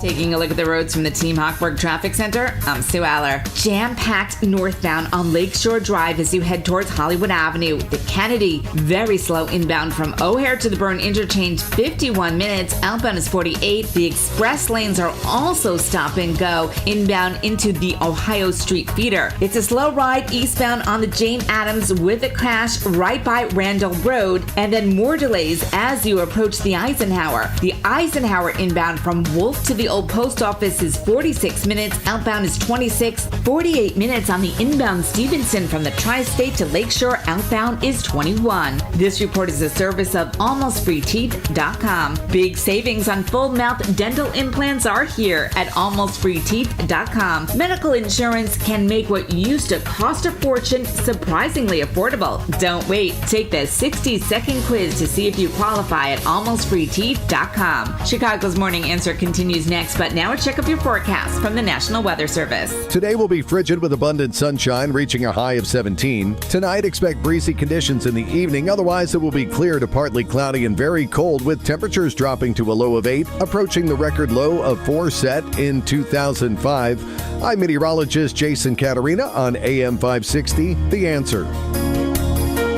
Get the latest weather, traffic, and news updates online at 560theanswer.com. Now, from the Signature Bank Studios, this is Chicago's Morning Answer with Dan Proft on AM 560. The Answer.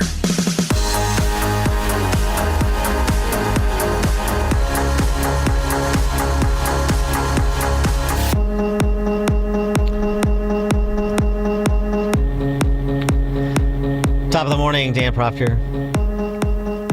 Fear is now turning to anger in Little Village. So the propagandists at the ABC affiliate in Chicago report.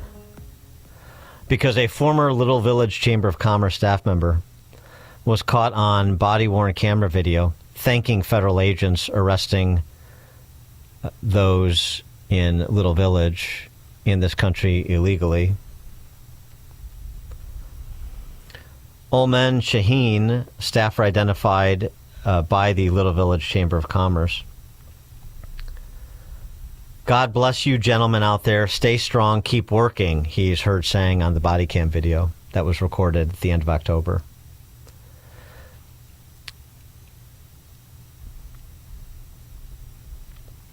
The Little Village Chamber of Commerce. Oh, my gosh. Listen to this overwrought statement. Got to purge him. God forbid anyone be caught saying something positive about federal law enforcement and the need to enforce federal immigration law. Can you imagine the horror?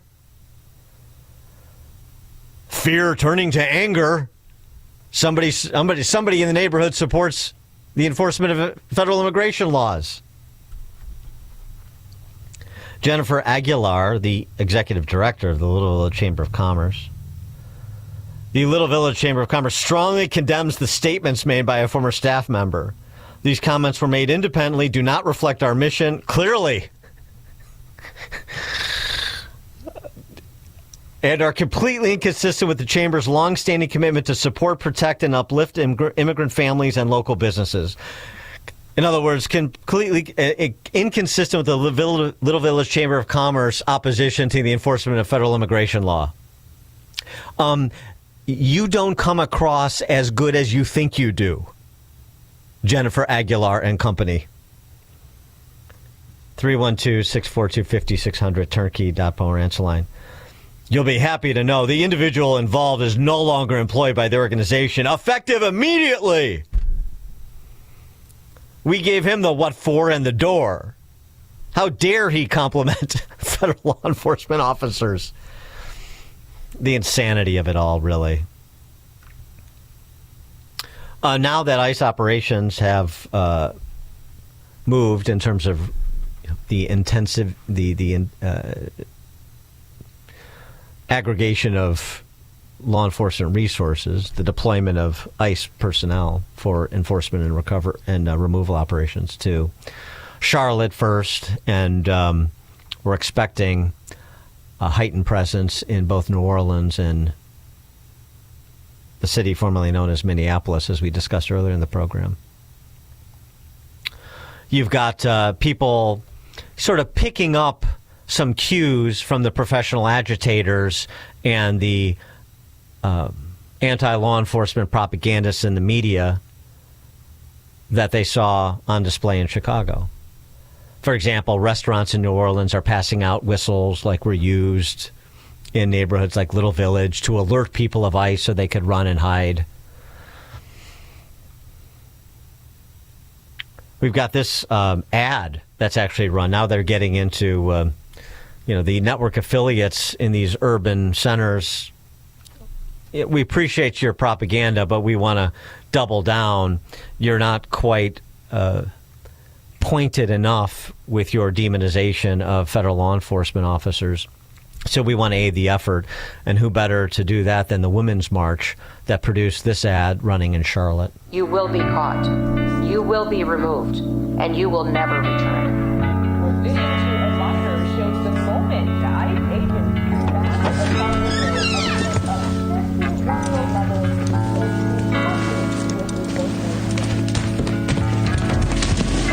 Daddy, how's your day?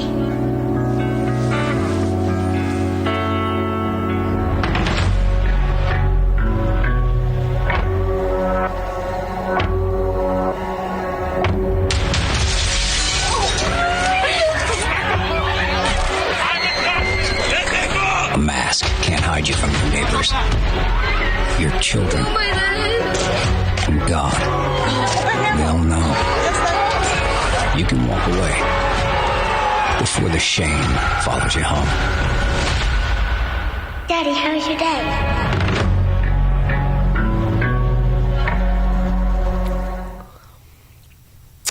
The effort to demonize and shame ICE agents to lay down their arms and walk away from the agency.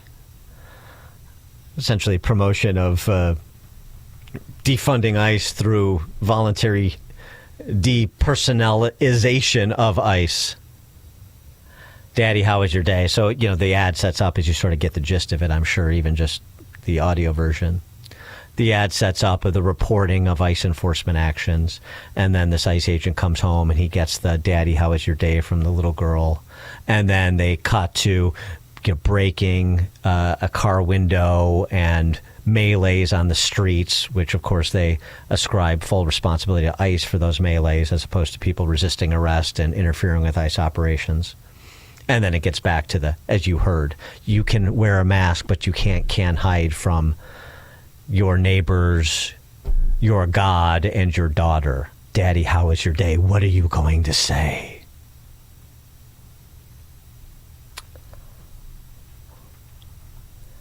312-642-5600, turnkey.pro answer line. Roger, Southside. Morning, Dan. Calling the U.S. Attorney of the Northern District. This climate's just going to continue here with us in Chicago, the county, the state, until we have, real charges that aren't going in front of the bozo staff of Cook County judges.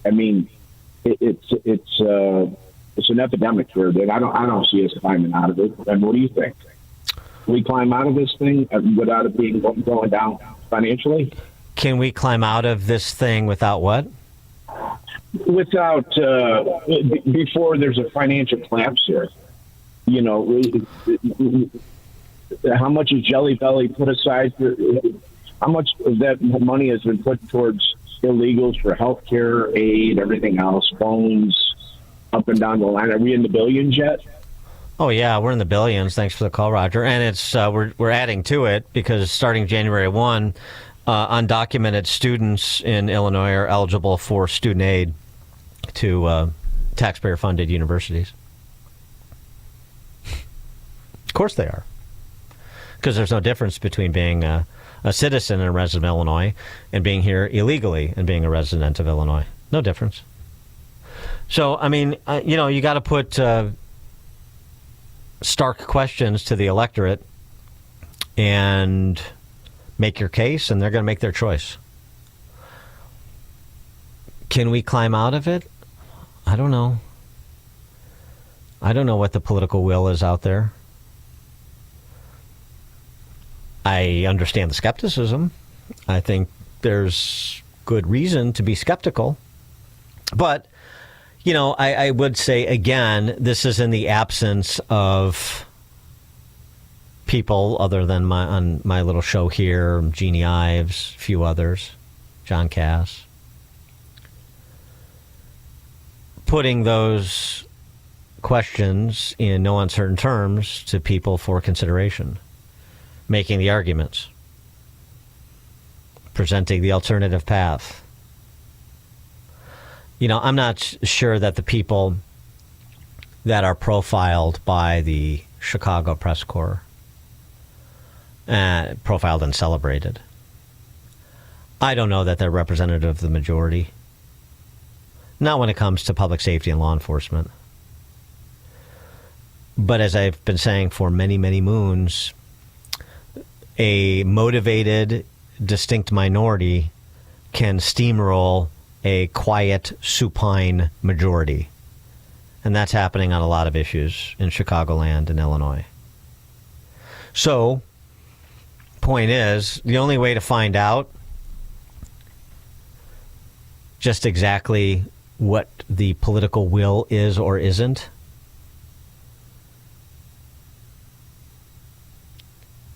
is to present that alternative path to call those questions in stark terms on this issue and others.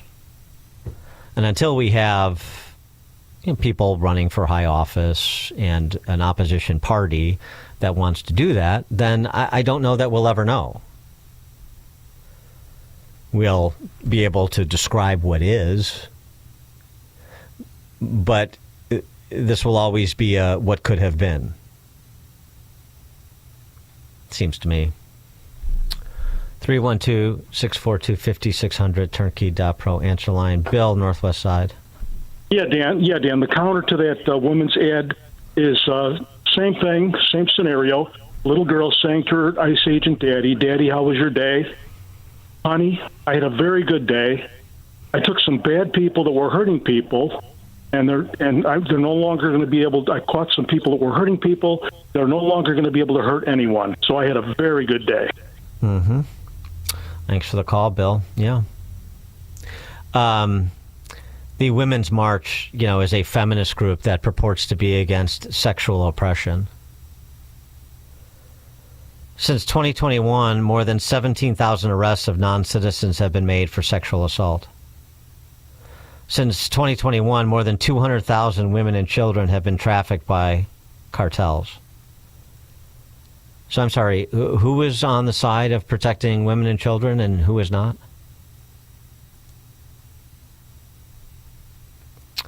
Greg in LaGrange. Hi, Dan. How are you? Now, Good. I don't mean this as a slight at you at all, but when you say it's who okay. are You can to slight climb me. out of this, Yeah. no, I won't slight you because I'm going to be hopefully in your boat soon, getting the hell out of here. Because when I look at the math and I look at the electorate here, and it's just the statistic of what we put up with crime against our own citizens and funding of education for non-citizens at the expense of citizens, they're not getting out of it. That means to get out of it, you have to leave Illinois, and that's something I plan on doing because I don't think this state is wise enough to get out of it. I heard that Dan, I did hear something about some rumblings about going after the public sector unions to start taxing pensions. If that's something that people are discussing, then that's endgame. Because if you're going to go after the very entity that basically makes this state possible right now, it's over.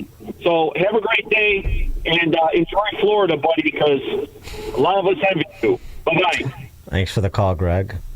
Oh, by the way, I just got this little factoid from Jeannie Ives. She's always on the case. And this helps explain the Little Village Chamber of Commerce's perspective. It also helps to support the claim that I made that they're representative of their interests, and that does not necessarily dovetail with the interests and views of the wider, even population of their neighborhoods, much less region. The Little Village Chamber of Commerce has received 8 state grants totaling about $1.7 million. So, as the saying goes, when you're on the gravy train, you don't shoot the conductor. So don't expect the Little Village Chamber of Commerce, even if they were disposed or some of their staff members were disposed to favor the rule of law. Don't expect them to go against Jelly Belly and this sanctuary state paradise. There's too much money in it. On the gravy train, you don't shoot the conductor. Bill in Carroll Stream. Hey, Bill. Bill, Carroll Stream. Bill! Bill! All right. Dan? Oh, there he is. You just got in under the wire. Bill, go ahead. Sorry, buddy. I know you love movies and stuff, and it's always been interesting that no one's really said the similar things that Venezuela did that Castro did in Cuba. Maybe you've covered it, maybe you haven't, but, putting people on boats and just sending them to southern Florida. And I often hearken back to I know it's fiction, the opening scene of Scarface when the two criminals got together and that whole storyline. But, all the diseases and all the new medical problems that showed up in southern Florida in the 80s with the Cuban boat crisis. I mean, Maduro just pulled a card right out of Castro's book and emptied out his prisons and mental institutions, and also sent a bunch of gang members. Yeah, the boat lift in the late 70s under Carter. It's a good analogy. Thanks for the call, Bill. Text from 815 in response to that anti-ICE ad. Daddy, how was your day?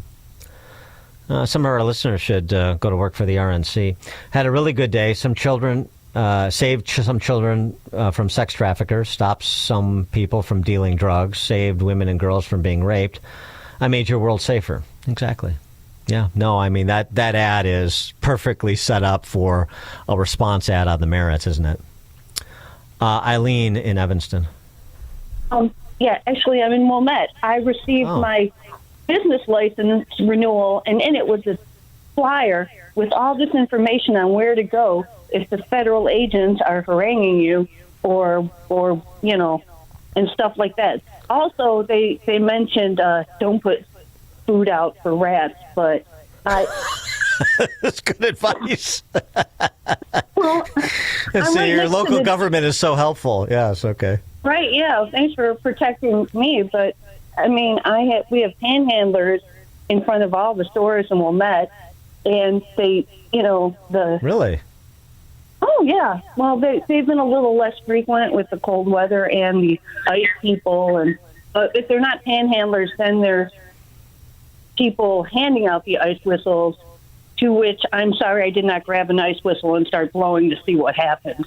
But, but the panhandlers, they go back to their car and they eat food, and then they throw all the garbage out in the parking lot for whoever to pick up. So, I mean, it'd be nice if somebody addressed that, but that's a private issue that the Jewel food store has to contain with. Anyways, I'm just saying, because I have to submit my business license online now because I wrote all this stuff about how I voted for that, and I don't want to be blackballed or have my license revoked because I, said something. Mm-hmm. But anyway, I just thought I'd throw that in there because I was like, this is ridiculous that they even print up these flyers. People, I can't afford to live in Wilmette. I just work here. Thanks for the call, Eileen. Appreciate it. I did want to get this in because it's important. Another truck driver here illegally with a fraudulent CDL license killed a couple people. Just like in Florida, just like in California. Truck driver charged with killing a newlywed couple in a horrific crash in Oregon end of last month. Illegal immigrant from India again. Granted a commercial driver's license in Governor Patrick Bateman's California. He was in the U.S. illegally, having been released into the country by the Biden administration, according to DHS. And they have now issued a detainer. Issued a CDL in California and given work authorization in 2023, even though he was here illegally. And a 24-year-old newlywed couple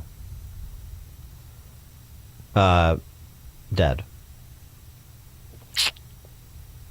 Sean Duffy updated us on what the Department of Transportation is doing to try and address the existence of all these fraudulent CDL licenses that have been conferred to people in this country illegally. And frankly, fraudulent whether they're in this country illegally or not, it's a problem, obviously. Here was his update. There have been states that have issued commercial driver's license to foreigners, and they've gone through sham schools, and they're not safe on American roadways. And so, in partnership with Secretary Noem, we have driven those numbers down. We got California, Gavin Newsom, to revoke 17,000 unlawfully issued licenses. We've closed down half of the fake schools that give out these fake licenses, all critically important. Governor Tim Walz of Minnesota gave 33% of these licenses unlawfully. People that should never have a driver's license driving a big rig on American roads. I now I understand why the need, if I didn't before, why there's a need for enhanced ICE presence, enforcement and removal operations in Minnesota before more Americans, or frankly, other illegal immigrants are killed on the roads in Minnesota and the region, since these are commercial driver's licenses, the country. A third of CDLs in Minnesota under Tampon Tim, 1/3 of CDL licenses are illicit. Incredible. But that's a party that cares for you and is very serious about making sure everybody is safe. Safety first. Right. Dan Proft, Chicago's Morning Answer. This is Chicago's Morning Answer. Hallelujah! Holy On AM 560. Where's the Tylenol? The Answer. At Terra Vista of Oak Brook Terrace, dementia care isn't just what we do. It's all we do. We specialize in caring for those with Alzheimer's and other types of dementia. We're on the forefront of dementia care with a barrier-free, stress-free environment, so residents can explore safely and feel at home. But what truly sets Terra Vista apart? Personalized care. We take the time to learn each resident's story where they lived, their routines, former careers, even the names of family members. Anyone who interacts with your loved one can immediately make them feel comfortable and understood. We meet our residents right where they are. Residents stay strong and engaged with multi-sensory activities, music, art, horticulture, our beautiful 18,000 square foot outdoor space, and even a personal trainer. At Terra Vista, residents aren't defined by their dementia. We honor the whole person. Speak to an advisor or schedule a tour today at terravista.org. Again, that's terravista.org, and tell them AM 560 sent you. AM 560, The Answer. At 8:38, we'll talk Trump tariffs and trade policy, as well as Obamacare subsidies. Former Congressman Dan Lipinski joins us for that conversation at 8:38. Now we check the headlines. Good morning. It is just 7 degrees here in Chicago at AM 560 The Answer. I'm Stace Keene in the AM 560 newsroom. 3 people, including at least 1 child, are dead following an accident which shut down I-290 last night. The single vehicle accident occurred just before midnight in the westbound lanes of I-290 at I-355. Illinois State Police say the vehicle left the roadway and hit a bridge support before it burst into flames. Investigators have not released the names of the victims, and the investigation is continuing. The Chicago School District has agreed to pay $17.5 million to settle a sexual abuse lawsuit. According to reports, the victim in the case was coerced into a sexual relationship with a dean at Little Village Lawndale High School. Brian Crowder was sentenced to 22 years in prison in the criminal case. The school district has issued a statement saying they deny any wrongdoing and have settled to avoid costly litigation. And former President Barack Obama says the long-delayed Obama Presidential Center will open next June. Funds for the Obama Presidential Center are coming primarily from private donations to the nonprofit Obama Foundation. This report is a service of AlmostFreeTeeth.com. Big savings on full mouth dental implants are here at AlmostFreeTeeth.com. Medical insurance can make what used to cost a fortune surprisingly affordable. Don't wait. Take the 60-second quiz to see if you qualify at AlmostFreeTeeth.com. A check of the roads is coming up in 2 minutes on AM 560 The Answer. Would you like to have your mortgage or rent paid for all of 2026? That sounds like a Christmas miracle, doesn't it? This is what Christmas is all about. Yeah, well, that's exactly what AM 560 The Answer wants to do for you. Go to 560theanswer.com/miracle to enter our Christmas Mortgage Miracle Contest. Enter once per day, every day, between now and December 20th. You can have your rent or mortgage paid for all of next year. It's a Christmas miracle. Nice. Go to 560theanswer.com/miracle. Dan Proft here to tell you about an opportunity for you to promote your business and to make a difference this Christmas season. I'm talking about our Food for the Poor Business Benefactor Program. We've partnered with Food for the Poor to provide life-saving food and water for thousands of children and their families in Latin America and the Caribbean. Your business can be a part of this effort. Become a Food for the Poor business benefactor by making a $2,500 tax-deductible donation to Food for the Poor. That donation will help more than 30 children for an entire year. And when you do that, AM 560 will give you 41-minute commercials to air here on AM 560 The Answer between 5 a.m. and 8 p.m. Monday through Friday at no additional cost to you. To take advantage of this deal, just call John Gallagher at 847-472-8950. Again, that's 847-472-8950. One more time, the number, 847-472-8950. Or go to 560theanswer.com/food for the poor. That website again, 560theanswer.com/food for the poor. Listen, I'm going to be straight with you. Pain just doesn't hurt your body. It steals your life. I know because I've seen it with people I care about, and maybe you're dealing with it right now. Here's what I love about Dr. Ashley Caravelli and QC Kinetics. They get it. They're not pushing surgery. They're not handing out pills. They're using your body's own healing power to fix what's broken. This is cutting edge. I've talked to people who've been through this. These are real results. No going under the knife, no medication fog, no sitting on the couch recovering, just your body doing what it was designed to do, heal itself. QC Kinetics gives you long-term relief. Make 2026 the year you get back to living without pain. They've got weekend appointments, free consultations, and you can use your HSA or FSA spending accounts. Your first consultation is free, so don't hesitate to call to find out more. Call 312-827-6261. Again, 312-827-6261. One more time, that number is 312-827-6261. 6261. Why wait for Black Friday when you can save every day? We're extending Black Friday Plus at Hassellus Mattress. We've gone rogue and activated Black Friday deals on all Beautyrest, Beautyrest World Class, and Beautyrest Black mattresses. Now through Monday, you get the way low Hassellus price on all Beautyrest mattresses, plus a free adjustable base, plus free memory foam pillows,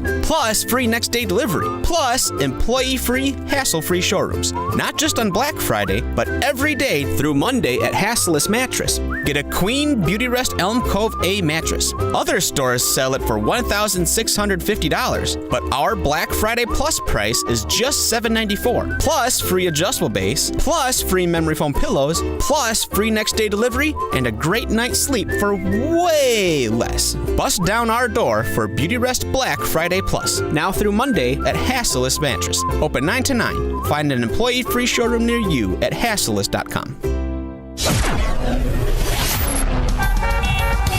Taking a look at the roads from the Team Hochberg Traffic Center, I'm Sue Aller. Stop and go delays northbound on Lakeshore Drive, heading towards Hollywood Avenue, and the Eden inbound from Lake Hook to Montrose, not bad at 16 minutes, but outbound is 30. It's 50 minutes on the inbound Kennedy from O'Hare to the Burn Interchange, 47 minutes on the outbound side. The express lanes inbound slow down into the Ohio Street feeder. The Eisenhower inbound from Wolf to the Old Post Office, 47 minutes. Outbound is 30. It's 43 minutes inbound on the Stevenson from the Tri-State to Lakeshore. Outbound is 22. And 31 minutes inbound on the Dan Ryan from 95th to the Burn Interchange. Outbound is 13. This report is sponsored by Blindster.com. There's never been a better time to buy blinds. Save up to 50% statewide during Blindster.com's Cyber Week sale going on now. Their blinds are custom made and guaranteed to fit. Skip the big box stores and order online for less. This sale ends soon, so go to Blindster.com today. Chicago's Morning Answer continues next, but now a check of your forecast from the National Weather Service. Today will be frigid with abundant sunshine and a high of 17. Tonight, expect breezy conditions in the evening. Otherwise, it will be clear to partly cloudy and very cold with the temperature dropping to a low of 8. This is close to the record low of 4 set in 2005. I'm meteorologist Jason Caterina on AM 560, The Answer. Get the latest weather, traffic, and news updates online at 560theanswer.com. Now, from the Signature Bank Studios. If you're looking for the latest news, insight into what it means, and the sharpest opinion, there's only one station in Chicago where you can turn, and it's this one. We're AM 560, The Answer. Top of the morning, Dan Proft here. Jensen Huang is the CEO of NVIDIA, which is the most valuable company in the world. About 30,000 employees. In addition to that, he was on with Joe Rogan on Rogan's podcast, talking about, in part, his relationship with Trump, and he's been a pretty staunch supporter of Trump's policy vision for reindustrializing America and reigniting manufacturing in this country. He also offered some sort of personal stories about the interaction with the administration, like this one. I still remember the first time I met him. And so this was, I'd never known him, never met him before. And Secretary Lutnick called, and we met right at the beginning of the administration. And he told me what was important to President Trump, that United States manufactures onshore. And that was really important to him because it's important to national security. He wants to make sure that the important critical technology of our nation is built in the United States, and that we reindustrialize and get good at manufacturing again, because it's important for jobs. It just seems like common sense, right? Incredible common sense. And that was like literally the first conversation I had with Secretary Lutnick. And he was talking about how that he started our conversation with Jensen. This is Secretary Lutnick. And I just want to let you know that you're a national treasure. NVIDIA is a national treasure. And whenever you need access to the president, the administration, you call us. We're always going to be available to you. Literally, that was the first sentence. That's pretty nice. And it was completely true. Every single time I called, if I needed something, want to get something off my chest, express some concern, they're always available. Incredible. Well, I mean, it's good to be accessible to key sectors and leaders within those sectors, particularly somebody whose company is basically propping up the stock market, in addition to employing all those people and creating all that wealth. So long as it doesn't sort of bleed over into too much rent-seeking behavior. But no, I mean, I like that story. And the important point about it is just sort of the commonsensical agenda of the president when it comes to American industry. We can disagree about some of the approaches, but, he sets down the right marker. And it is exactly as Rogan said, commonsensical. Now compare that to the vision for the other side as presented by one of its erstwhile contenders for the nomination for president in 2028. That would be Governor Patrick Bateman of California, also known as Gavin Newsom. Don't get him started on Huey Lewis's sports album. He was invited to the New York Times Deal Book Confab. And this is what he offered in explanation for where his party needs to be, big picture, when it comes to economic vitality in this country. Listen to this and tell me if you don't think this is a word salad worthy of Kamala Harris. We have a party that I think needs to design and develop a compelling economic vision for the future where people feel included, to reconcile the fact that if we don't democratize our economy, we're not going to save democracy. And I don't think it's healthy that we have 10% of people that own 2/3 the wealth in this country. I don't think it's sustainable practice. The folks watching Mr. Beast, disproportionately 30-year-olds, the first generation in history not doing better than their parents. There's some underlying issues here that have to be addressed. We have an economy that is broken for too many people. And I say that as someone that doesn't begrudge other people's success. I do that as someone that believes not in redistributive policies, believes in progressive tax policy, but is mindful that businesses can't thrive in a world that's failing. And I think that's foundationally and fundamentally what Trump understood. It's what people like AOC, Bernie, and Mamdani understand from a narrative perspective. But the policies that shape that, I think, will also shape the comeback for the Democratic Party. I don't believe in redistributionist policies except redistributing resources through a progressive income tax and other progressive tax policies, right?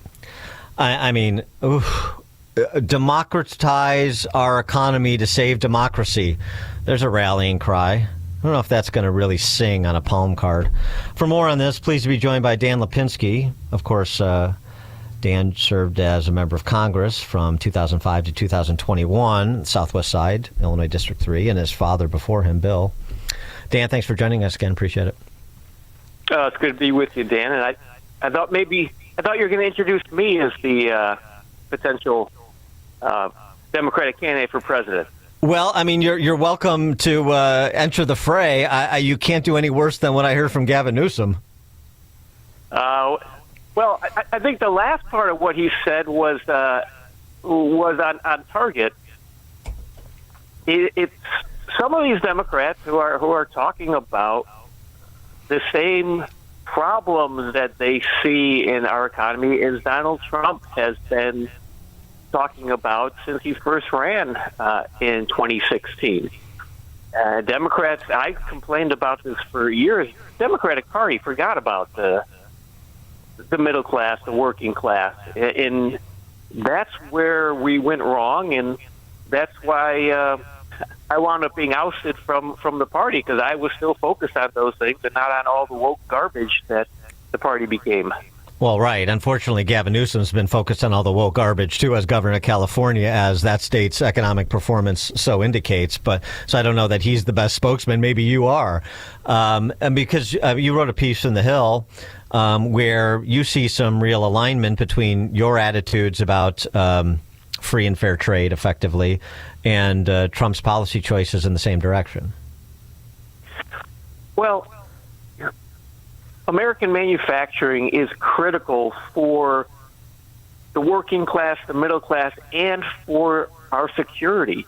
And there's no issue that I focused more on besides possibly transportation as manufacturing. I grew up on the Southwest side, saw all these manufacturing plants close in the 80s and 90s, and I knew that we cannot have a successful country without a successful middle class. We can't have a successful middle class without making things.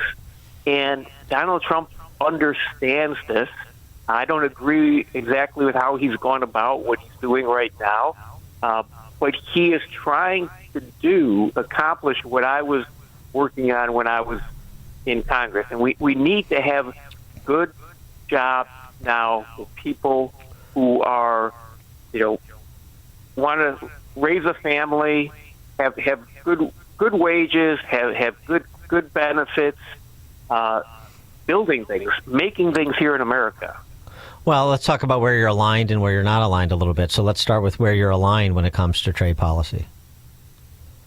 Well, I have no problem with putting tariffs on, but I think we should be focusing on China. I think I'm critical of the president for going after all these other countries. We need to be working with us to go after China. So I think you can't take a scattershot approach and go after everybody. You need to, Mexico and Canada. Donald Trump negotiated the new trade agreement with Mexico and Canada in his first term. So he understood we had to get rid of NAFTA. We need to have a better agreement there. But we should have moved forward here from a second term to say, hey, China is what we really need to worry about. So I would do that. And the other thing, this piece in the Hill, I wrote this because I don't hear anyone talking about it, and it's something that I worked on when I was in Congress, is anti-dumping. Companies and countries who are behind this, who dump products into the U.S. Steel was a big one back in the mid-2010s. Other countries were selling steel into our country at below cost for them to undermine our steel manufacturers. And again, I credit Donald Trump for looking at what was going on with the sale of U.S. Steel, figuring out what the right thing to do was, because we need these kind of companies in America, or else we cannot keep ourselves secure. What do you think about a proposal that he resuscitated at a cabinet meeting earlier this week to do a sort of a tariff dividend check to Americans? It's rumored to do a $2,000 check to Americans next year as part of the dividend from the tariffs that he has imposed and the revenue they have generated. Do you like that as a possible stimulative play by the president? Is that something that a moderate Democrat like yourself would sign on to? At this point, I'd say no, because we have a $38 trillion debt and growing. We can't just keep giving these checks out. One of the last things I did in Congress was vote against sending COVID checks out. Mm-hmm. And a lot of people say that played a role when Democrats came in, took control of everything. Biden came in. Those checks did go out. That played a role in the inflation under Joe Biden. Yeah. I don't think it's a good idea now. If the economy really has a terrible downturn next year, maybe that's something that would need to be considered to stimulate the economy. But right now, we need to focus. $38 trillion in debt. I don't think people have any idea what that means. I'm not with AOC. This new monetary policy, whatever she calls it, that you could just borrow however much money you want. We can't do that. What do you think? I mean, this is a proposal from the free marketeers like Art Laffer and Stephen Moore. But what about something like a payroll tax reduction, even for a specific period of time? That sunsets after a year or 18 months. reduce the federal payroll tax, which and divide it evenly between employer and employee, to encourage employment and business reinvestment, as well as to improve the purchasing power of the median American family that's still seen real attrition in their purchasing power over the last 4 years? Well, honestly, I'd have to take a look. This is exactly what was done under the Obama stimulus plan in 2009. That was one of the provisions in there. And I honestly don't know how much of impact it had. Maybe it did. I mean, look, I'm always for putting more money in people's pockets, but we need to do that through jobs.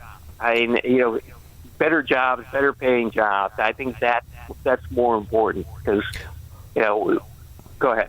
What do you think about at the state level? I mean, I know your perspective was federal, but you represented 500,000 Illinoisans for 15 years.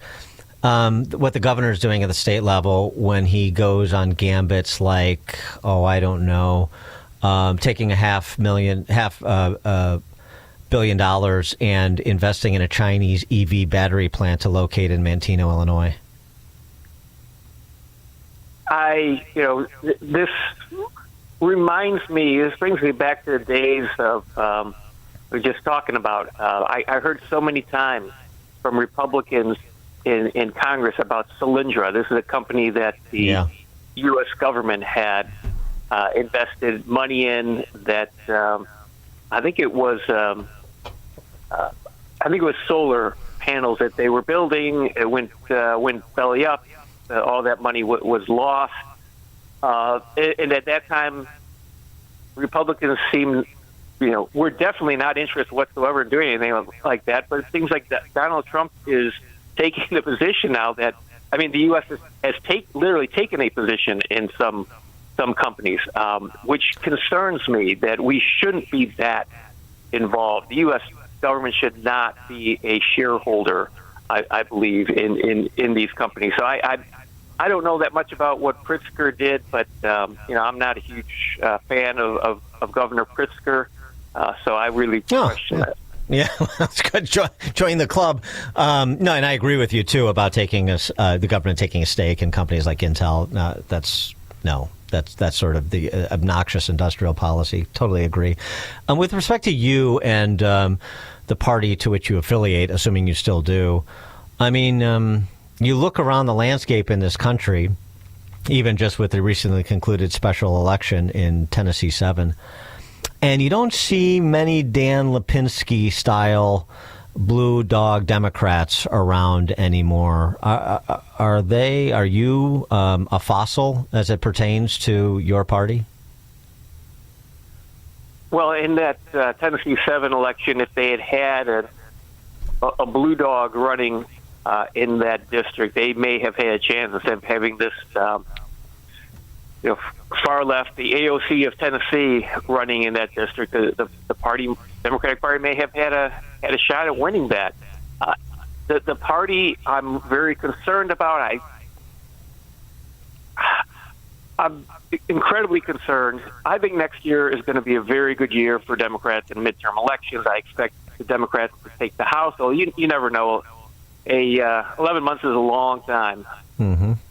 But I don't want to see the party become completely captured by the progressives and people like me completely pushed out. But we are on the verge of that right now, and I've been fighting against that. I have to say I call myself now an independent Democrat. So that's kind of where I'm at this point. We need two good parties in this country, and unfortunately, I don't see one good party in this country at this moment. Well, sort of the need to add independent as a qualifier to Democrats sort of speaks to the matter, doesn't it? Exactly. Dan Lipinski, he served as a member of Congress from 2005 to 2021, Illinois 3, Southwest Side, Southwest Suburbs. Dan, thanks so much for joining us. Appreciate your time as always. Good to be with you, Dan. And Dan Lipinski joined us on the Turnkey.Pro answer line. This is Chicago's Morning Answer. Your show keeps me alive during the week. There's nobody I'd rather listen to between 5 and 9 in the morning than you guys. On AM 560, The Answer. Get 2 mattresses for the price of 1. Whoa, what are you doing? We don't do sales at Penny Mustard. I know. So how can we offer 2 mattresses for the price of 1? Because with a flippable, 2-sided foam or coil mattress from Penny Mustard, it's like having 2 mattresses for the price of 1. You'll give each side more time to breathe. And your mattress will last twice as long. See? 2 for 1. 2-sided mattresses. Available every day at Penny Mustard Furnishings. 7 Chicagoland showrooms. PennyMustard.com. You okay down there? I tripped over old china boxes in the basement, and now I'm stuck behind the ping pong table we never use. I'm coming to the rescue, if I can find you. You know, if we finished this basement, we could actually enjoy this space. I think it's time to call Forever Remodeling. Forever Remodeling turns disaster zones into game rooms, guest bedrooms and bathrooms, home theaters, a custom space just for you. Visit foreverremodeling.com. That's the number 4, everremodeling.com. Everyone is watching major movements ripple through the markets these days, sparked by new policy shifts out of Washington and activity from the Federal Reserve. Americans have faced uncertainty before, and every time, we've found our footing again. The real secret to long-term financial peace is simple. Keep your eyes on the horizon and understand the fundamentals that drive real stability. That's exactly why Advantage Gold is inviting you to call 800-741-GOLD right now. We'll send you a free Gold IRA rollover kit, along with a complimentary copy of economist Ken Rogoff's insightful book, Our Dollar, Your Problem. Inside, you'll learn how to defend your retirement savings against inflation, market swings, and reckless fiscal policies, with tangible assets like precious metals that have preserved wealth for centuries. It's no wonder Advantage Gold has been America's #1 gold company for the past decade. Take a smart step toward protecting what you've earned. Call 800-741-GOLD. That's 800-741-4653. Consult your financial advisor before investing. Call 800-741-GOLD. Planning a wedding is a monumental task. After months and months of preparation, on your wedding day, you have a lot to think about. The flowers, the catering, the bridal party.